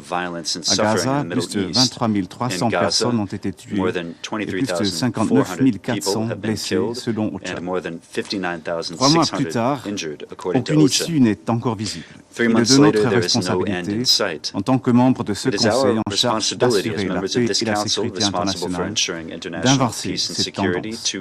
Car la poursuite de cette violence menace non seulement de déstabiliser la région tout entière, mais met aussi en péril les fondements même du système international basé sur le droit et les principes fondamentaux de l'humanité. En 3 mois, la bande de Gaza est devenue inhabitable et comme le dit le secrétaire général, nul n'y est en sécurité. Au moment où nous parlons, 85% de la population à Gaza, dont de nombreuses familles avec enfants, a été contrainte de fuir. 1,4 million d'individus sont aujourd'hui entassés dans 155 structures surpeuplées et inadéquatement équipées de l'UNRWA. Aussi, la Suisse rejette et condamne toutes les déclarations visant à expulser les civils hors du territoire palestinien occupé, y compris de Gaza. La Suisse rappelle que les conventions de Genève interdisent le transfert forcé de populations qui peut constituer des crimes de guerre. Nous appelons les dirigeants de toutes les parties à s'abstenir de toute mesure unilatérale et de tout acte de provocation ou propos inflammatoires, notamment ceux pouvant constituer une violation du droit international. Il est urgent de négocier un tournant décisif pour sortir de cette crise qui menace la paix et la sécurité des Israéliens, des Palestiniens, de la région tout entière et bien au-delà. À cette fin, la mise en œuvre intégrale des résolutions 27-12 et 27-20 de ce Conseil est essentielle.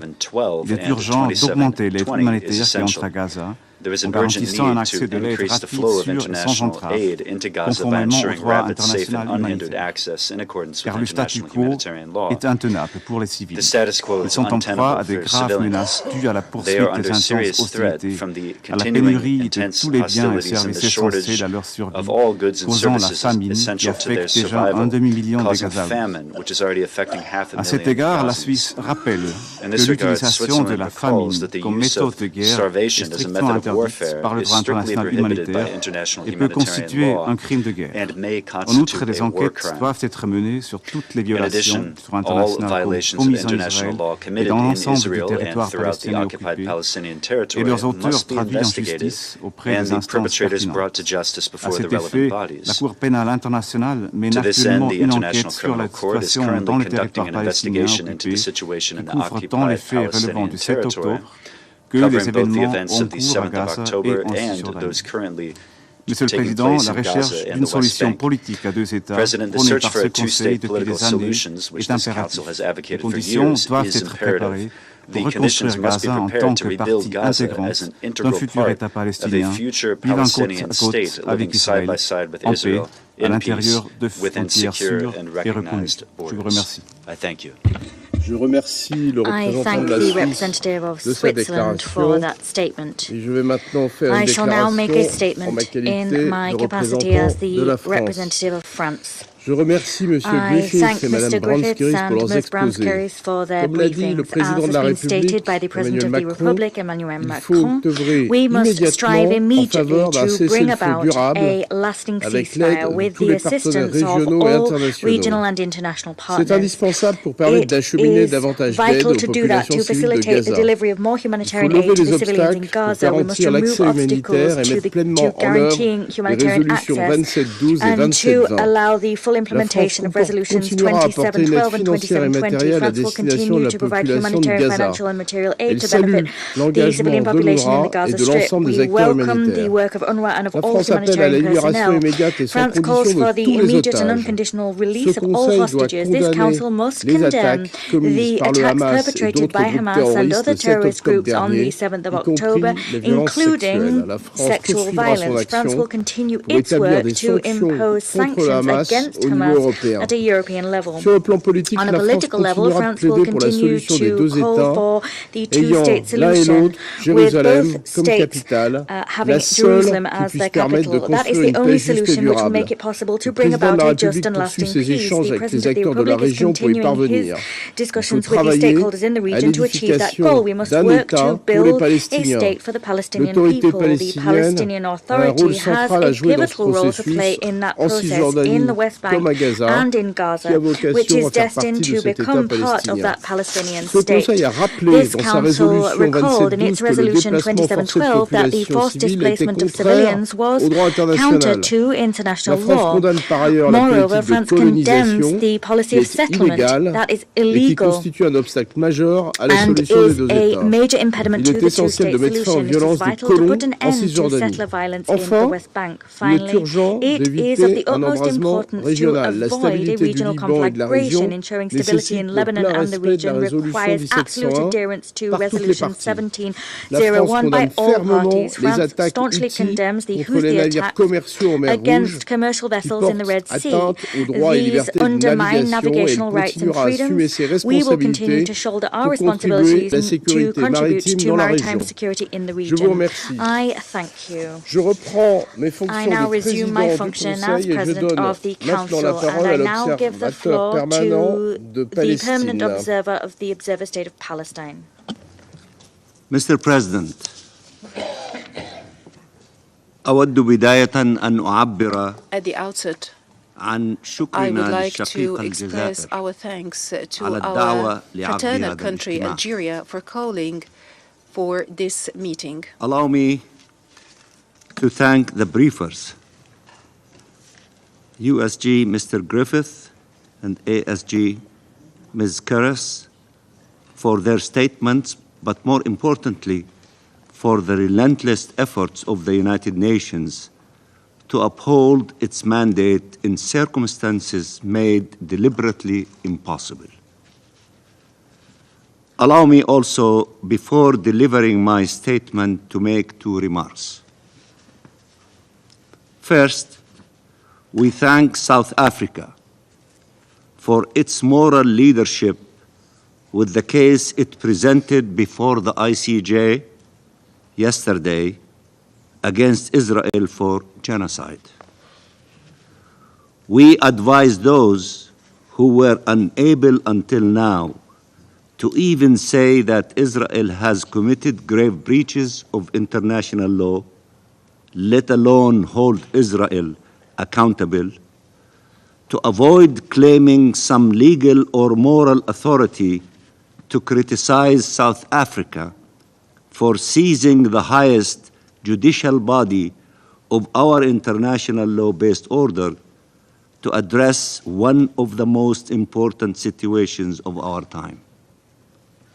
The lesson of the Holocaust is not that you should defend Israel when it is committing atrocities, but rather that one should stand against atrocities regardless of who commit them and who endure them.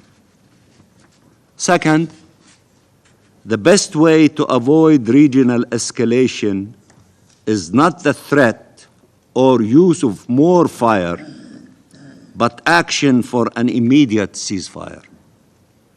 I have to say, one would have hoped that saving Palestinian children's lives would be met with the same urgency to act and to provide protection granted to shipping lanes. Mr. President, it took 75 years for the United Nations to finally recognize the Nakba. Instead of seeing the Nakba end, our people are yet again confronted with large-scale massacres aimed at forcibly displacing them. This is a Nakba that the world is watching unfold before our eyes. I am from the generation born with the Nakba, with its massacres, its tents and its hardships. I never thought I would see it happen again in my lifetime. 70% of Palestinians in Gaza are already refugees who were denied their right of return for decades now. Many of the people in Gaza have had their homes destroyed in previous assaults. Palestinians in Gaza today mourn their loved ones and mourn their homes that they built and rebuilt for themselves and their families. They mourn their city. They mourn the Gaza Strip as all its landmarks have been destroyed. Every place people had happy memories, it has been disfigured. Now, every corner is filled with agony and death and suffering. In 100 days, virtually every Palestinian in Gaza has been displaced multiple times, from a home to a UN shelter to a tent, searching for safety everywhere, finding safety nowhere, searching for life anywhere, met by death everywhere. Israel has deliberately destroyed everything. It killed and maimed our children, our doctors, our journalists, our engineers, our poets, our academics. It destroyed the very requirement of life and of a life in Gaza. No homes to live in, no schools or universities to study, no hospitals to heal, no mosques or churches to worship, no agricultural land to farm, no bakeries for bread, no drinkable water, no markets to buy from, no safety, no future, and as Mr. Griffith said correctly, no safe place in the Gaza Strip. It was hoping Palestinians would leave under the pressure of its bombardments. They have not. Now it is hoping they will leave because of the destruction the bombs have left behind. Palestinians are traumatized by the Nakba. They have laid even deeper roots in the hope of preventing it from reoccurring. But it is unjust that their lives should be hell on earth just because they refuse to leave their homeland. Our people have a simple dream: to live in freedom and dignity on their land. This is their right, and yet they keep being stripped away from it for decades now. Mr. President, the Secretary General was unequivocal in his report and his statements together with the entirety of the UN system. Saving civilian lives, allowing humanitarian access and aid, preventing famine, and stopping the spread of infectious diseases, and preventing regional escalation all require an immediate humanitarian ceasefire. You cannot do any of these things without immediate ceasefire. If you want to send humanitarian assistance up to scale, if you want to prevent the forced displacement, if you want an army of humanitarian officers from the United Nations to be able to deliver humanitarian assistance to every corner in the Gaza Strip, you cannot do it without a ceasefire. The SG is correct, Mr. Griffith is correct, and all those who believe in that are correct. And we thank you for the unanimous decision or position of rejecting forced displacement. We acknowledge that. We appreciate that. And we thank you also for the unanimous position of asking for humanitarian aid to be up to scale as the SG requested. And we thank you for that. What you are not unanimously agreeing to is the requirement to do it, the guarantee to do it, which is calling for a ceasefire and for a ceasefire now. And we hope that soon that you will become unanimous in that decision to call for a ceasefire. Instead, mass killings of Palestinians by Israel continue. Death is everywhere. Now it has new shapes, new names, as starvations, dehydration, disease are spreading like wildfire. This is not a consequence of a war, but an Israeli-made humanitarian catastrophe. Israeli confession or denials are irrelevant. Their actions speak louder enough, and action speaks louder than words. Israel wants the Palestinian people to choose between destruction and displacement, between genocide and ethnic cleansing. You need to act now to stop the genocide underway, to save lives, to put an end to this carnage and to restore life in Gaza. And our people will have to figure out how to live with such loss, pain, suffering, and trauma, with how to live without their loved ones, or without limbs, or with visible and invisible scars. Mr. President, there has always been two visions about how to end this conflict. Live and let live, uphold international law, end the occupation, fulfill Palestinian rights, and achieve just and lasting peace based on UN resolutions. That is the international consensus. And another vision, a supremacist, racist, criminal, and delusional vision that somehow this conflict could end by Palestinians accepting that they have only three options: death, exodus, or subjugation.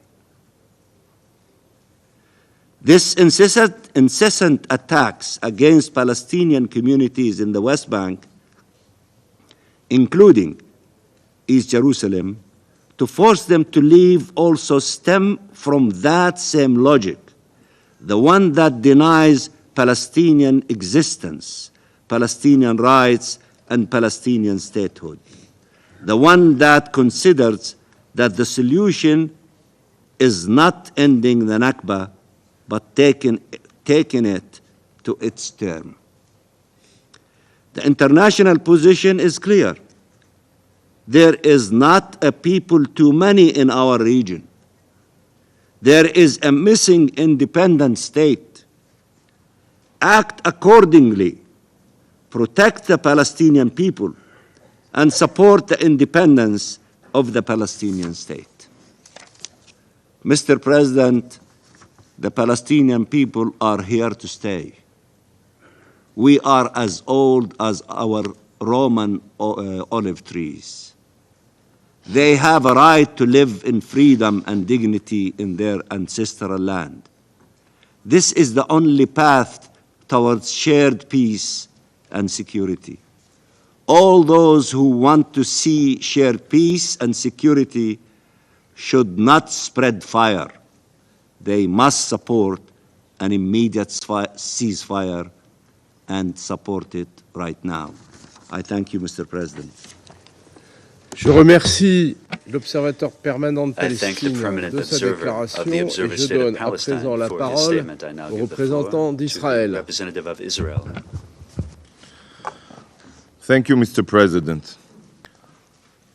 Distinguished Council members, this is the second Security Council meeting this week on the situation in Gaza, and the 21st meeting on the subject since October 7th. Over the same period, 3 General Assembly sessions were convened, 2 Security Council resolutions were adopted, as well as 2 General Assembly resolutions. Sadly, not a single one of these resolutions condemned Hamas for their heinous massacre of 1,300 Israelis and for taking 240 hostages. Nearly 100 days have passed. Nearly 100 days of 136 children, women, and elderly being held in dark Hamas terror tunnels. And still, not a single discussion here was dedicated to advance their release. Not even one. 100 days, for heaven's sake. 100 days, and not once has this council convened in order to focus on freeing the hostages. Little baby Kfir Bibas is about to mark his first birthday. A quarter of his life spent as a hostage in the hands of rapists and murderers. And the council has taken no action to secure his release. 100 days. And Hamas has not even permitted the Red Cross to visit the hostages. This is the most heinous war crime. And what has this council done? But colleagues, these are all symptoms of the same cancer that is rotting this institution. For years, the United Nations has been exploited by dictators and human rights abusers. And today it has become another weapon in the arsenal of terrorists. The UN has lost all moral credibility. 98 days after the most widespread massacre of Jews since the Holocaust, it has become evidently clear that the United Nations can only unite on one thing: the demonization of Israel. 76 years ago, here at the UN, there was a moment of justice and morality when the General Assembly adopted the partition plan, establishing a Jewish state, establishing an Arab state. Israel, as you probably remember, immediately accepted the resolution and established a thriving state, democracy.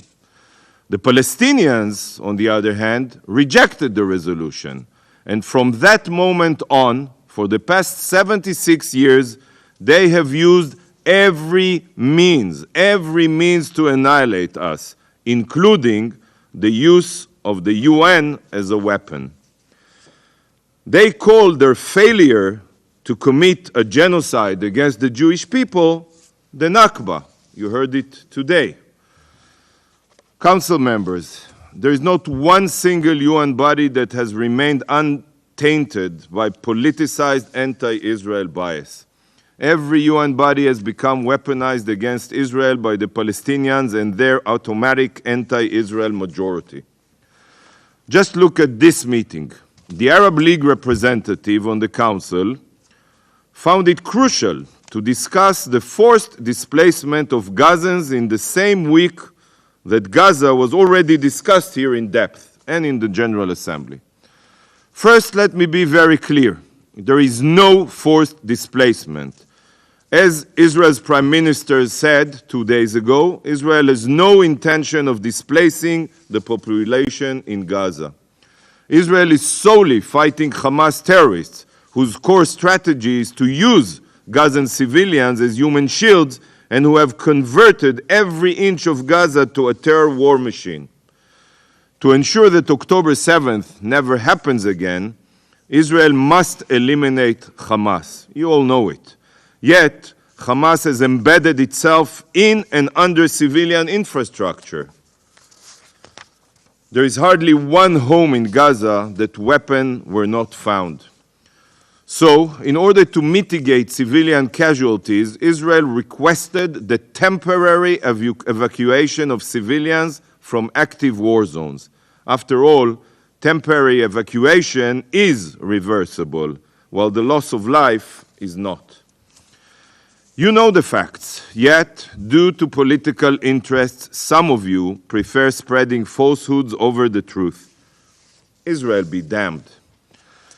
Colleagues, as we speak, there are over 1 million Muslims being forcibly removed from their homes. All of their possessions taken from them as they face poverty, famine, and disease.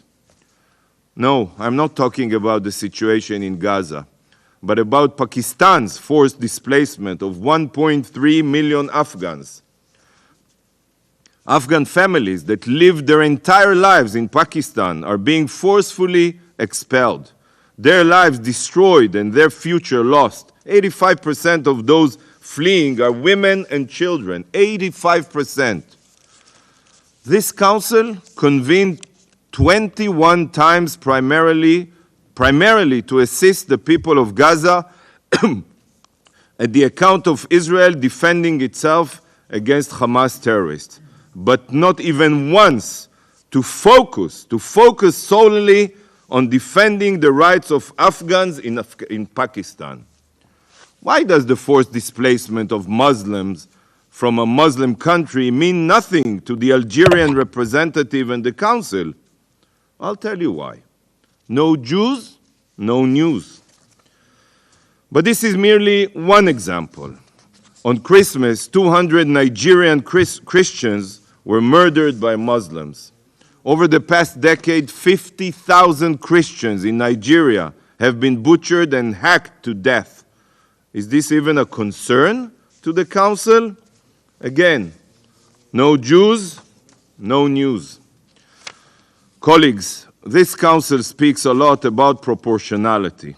But where is the proportionality when it comes to your obsession against Israel?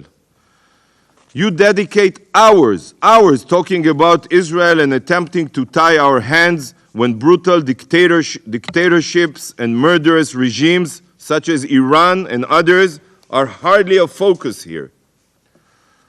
Sadly, you are not the captains of this ship. The Council is being led by the poisonous political goals of the biased majority in the UN. Every UN body is now a weapon against Israel, and as a result, those in real need remain helpless.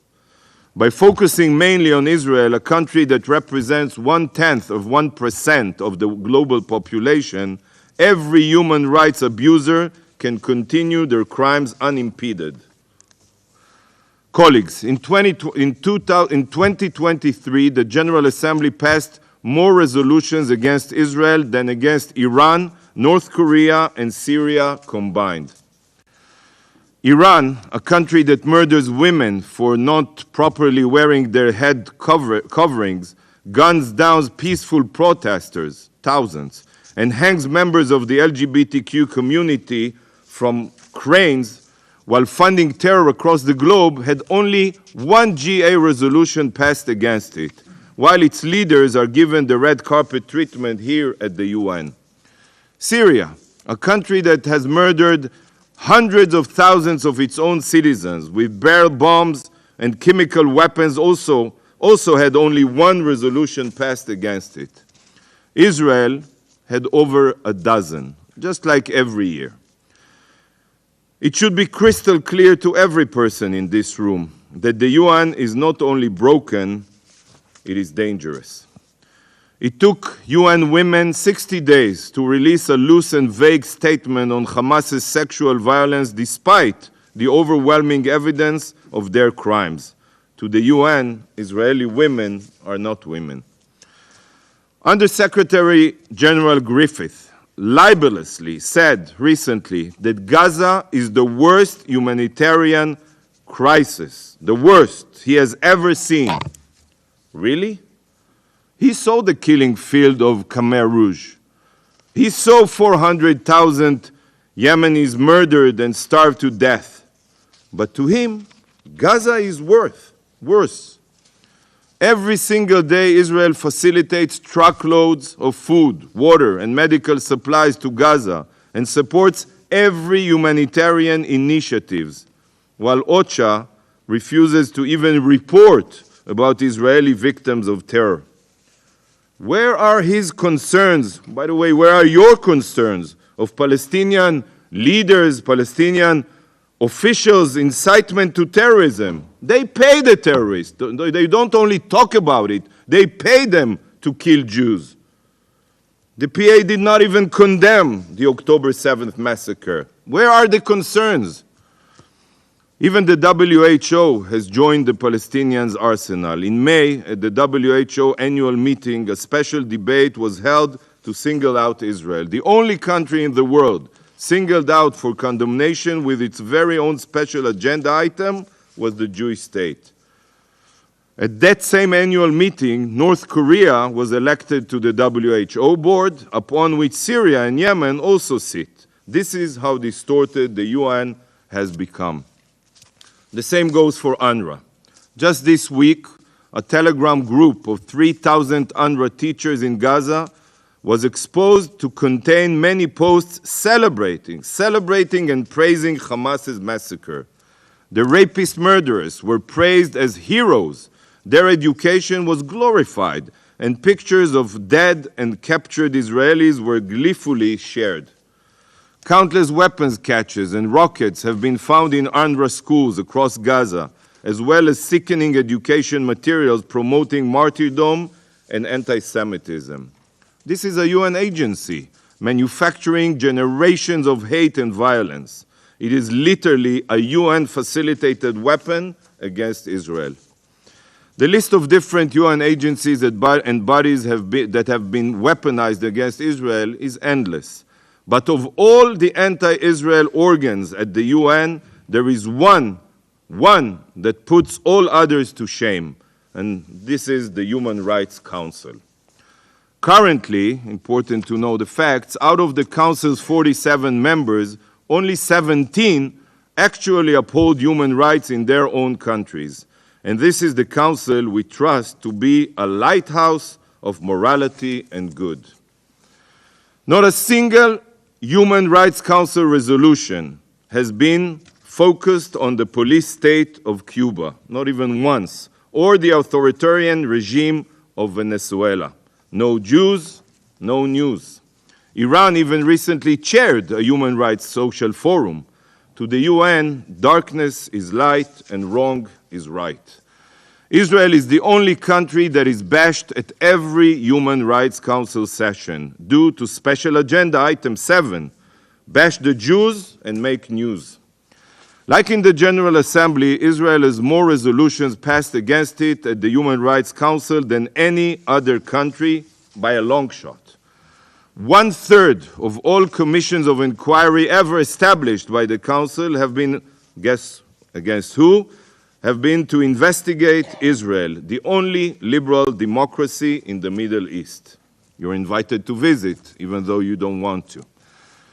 Colleagues, just when Israel thought that the UN had hit rock bottom, this organization proved us wrong. South Africa's libelous case at the ICJ is the epitome of the UN's dystopian reality. How can it be that the Convention on the Prevention of Genocide, adopted following the genocide of the Jewish people, is now being weaponized against the Jewish state while serving the Hamas terrorists that perpetrated the massacre? Anyone who looks at the facts on the ground can see that South Africa's case is baseless. Hamas is the one that declares publicly and seeks to commit genocide against Israelis, not the other way around.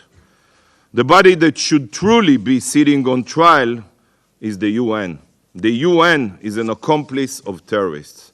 The UN has turned a blind eye to Hamas's digging of terror tunnels for 18 years under schools and Hamas's exploitation of international aid to fund their terror war machine. Mr. President, Israel is fighting the most just war. Israel was attacked unprovoked by Hamas ISIS terrorists whose stated goal is to annihilate us. It is written in their charter, and they have sworn to publicly to repeat the atrocities of October 7th until they achieve this goal.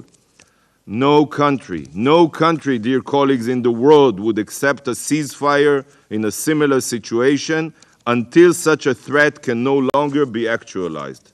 You all know this.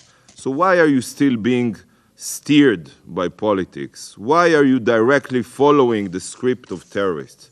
Do you not bother to think what will happen if in Israel and Gaza, if there is a ceasefire?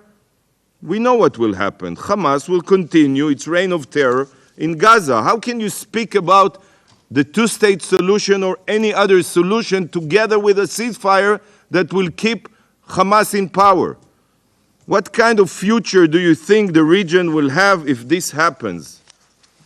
Hamas knows that it cannot defeat Israel on the conventional battlefield. So instead, it uses terror to attempt to drive us away out of fear while weaponizing the UN to help it achieve its goal. The time has come to take back the UN, to force this institution to live up to its founding principles. Thank you, Mr. President. Je remercie le représentant d'Israël de sa déclaration. Le représentant de l'Algérie a demandé la parole pour faire une autre déclaration. Merci, Monsieur le Président, de me donner la parole pour la seconde fois. Rassurez-vous, je vais être bref, Rest assured, I will speak mais only je vais briefly, essayer de but vous I aider am going to attempt à to conclure help you cette to session de notre conclude Conseil this meeting of our sur une note council positive. on a positive note. D'abord, First of all, je voudrais I remercier wish to thank tous mes collègues all my colleagues au Conseil de sécurité at the Security pour Council leur contribution for substantielle their substantive sur le sujet contributions qui nous to réunit aujourd'hui, the c'est-à-dire matter which convenes us le here projet de today. déplacement That forcé is the project of de forcible la population displacement palestinienne. of the Palestinian Au population. terme de nos échanges de cet après-midi, In light of our discussions this l'on peut afternoon, conclure we can conclude qu'il y a un that there consensus is au consensus sein du Conseil de within sécurité the Security Council autour du rejet catégorique behind the de need tout to projet categorically reject visant any project directement ou aiming indirectement directly or le déplacement indirectly forcé to des bring about Palestiniens the forced de displacement leurs of the terres. Palestinian people from their C'est un lands. consensus This rare, is a rare c'est un consensus. consensus It is précieux a invaluable réconcilie consensus avec which le brings us multilatéralisme. together and reconciles us Ne with pourrions-nous pas multilateralism. avancer ensemble We cannot forge ahead sur la base de ce consensus together retrouvé on the au basis sein of this du Conseil, consensus within même this s'il ne council? concerne qu'une partie de la question palestinienne? But we must do that Cela aurait, j'en suis certain, even if it only deals with one résonance part of the Palestinian issue, extraordinaire because if we do work au together on the sein basis de of that l'opinion consensus, that will publique reverberate dans in le an monde extraordinary fashion et surtout in terms of public opinion dans throughout notre the région. world, and particularly Dans notre within our région, region. So we need où, to je work dois together l'avouer, on the basis of that consensus. les Nations Unies I must confess, et in le our Conseil region, de the United sécurité Nations and the Security ont Council besoin de need reconquérir leur crédibilité restore their credibility la confiance and dans leur action. rebuild trust La in délégation their algérienne endeavors. The Algerian est disposée delegation à is travailler ready and willing avec tous les collègues to work with all au sein colleagues du Conseil de within sécurité the Security pour Council avancer dans ce sens, to make progress in pour la that paix direction. dans notre For région, peace mais in our aussi dans le region, monde. but Je vous also throughout remercie. the world. I thank you. Je remercie le représentant de l'Algérie de sa déclaration. Il n'y a plus d'oratrices ou d'orateurs inscrits sur la liste. La séance est levée. The meeting is adjourned.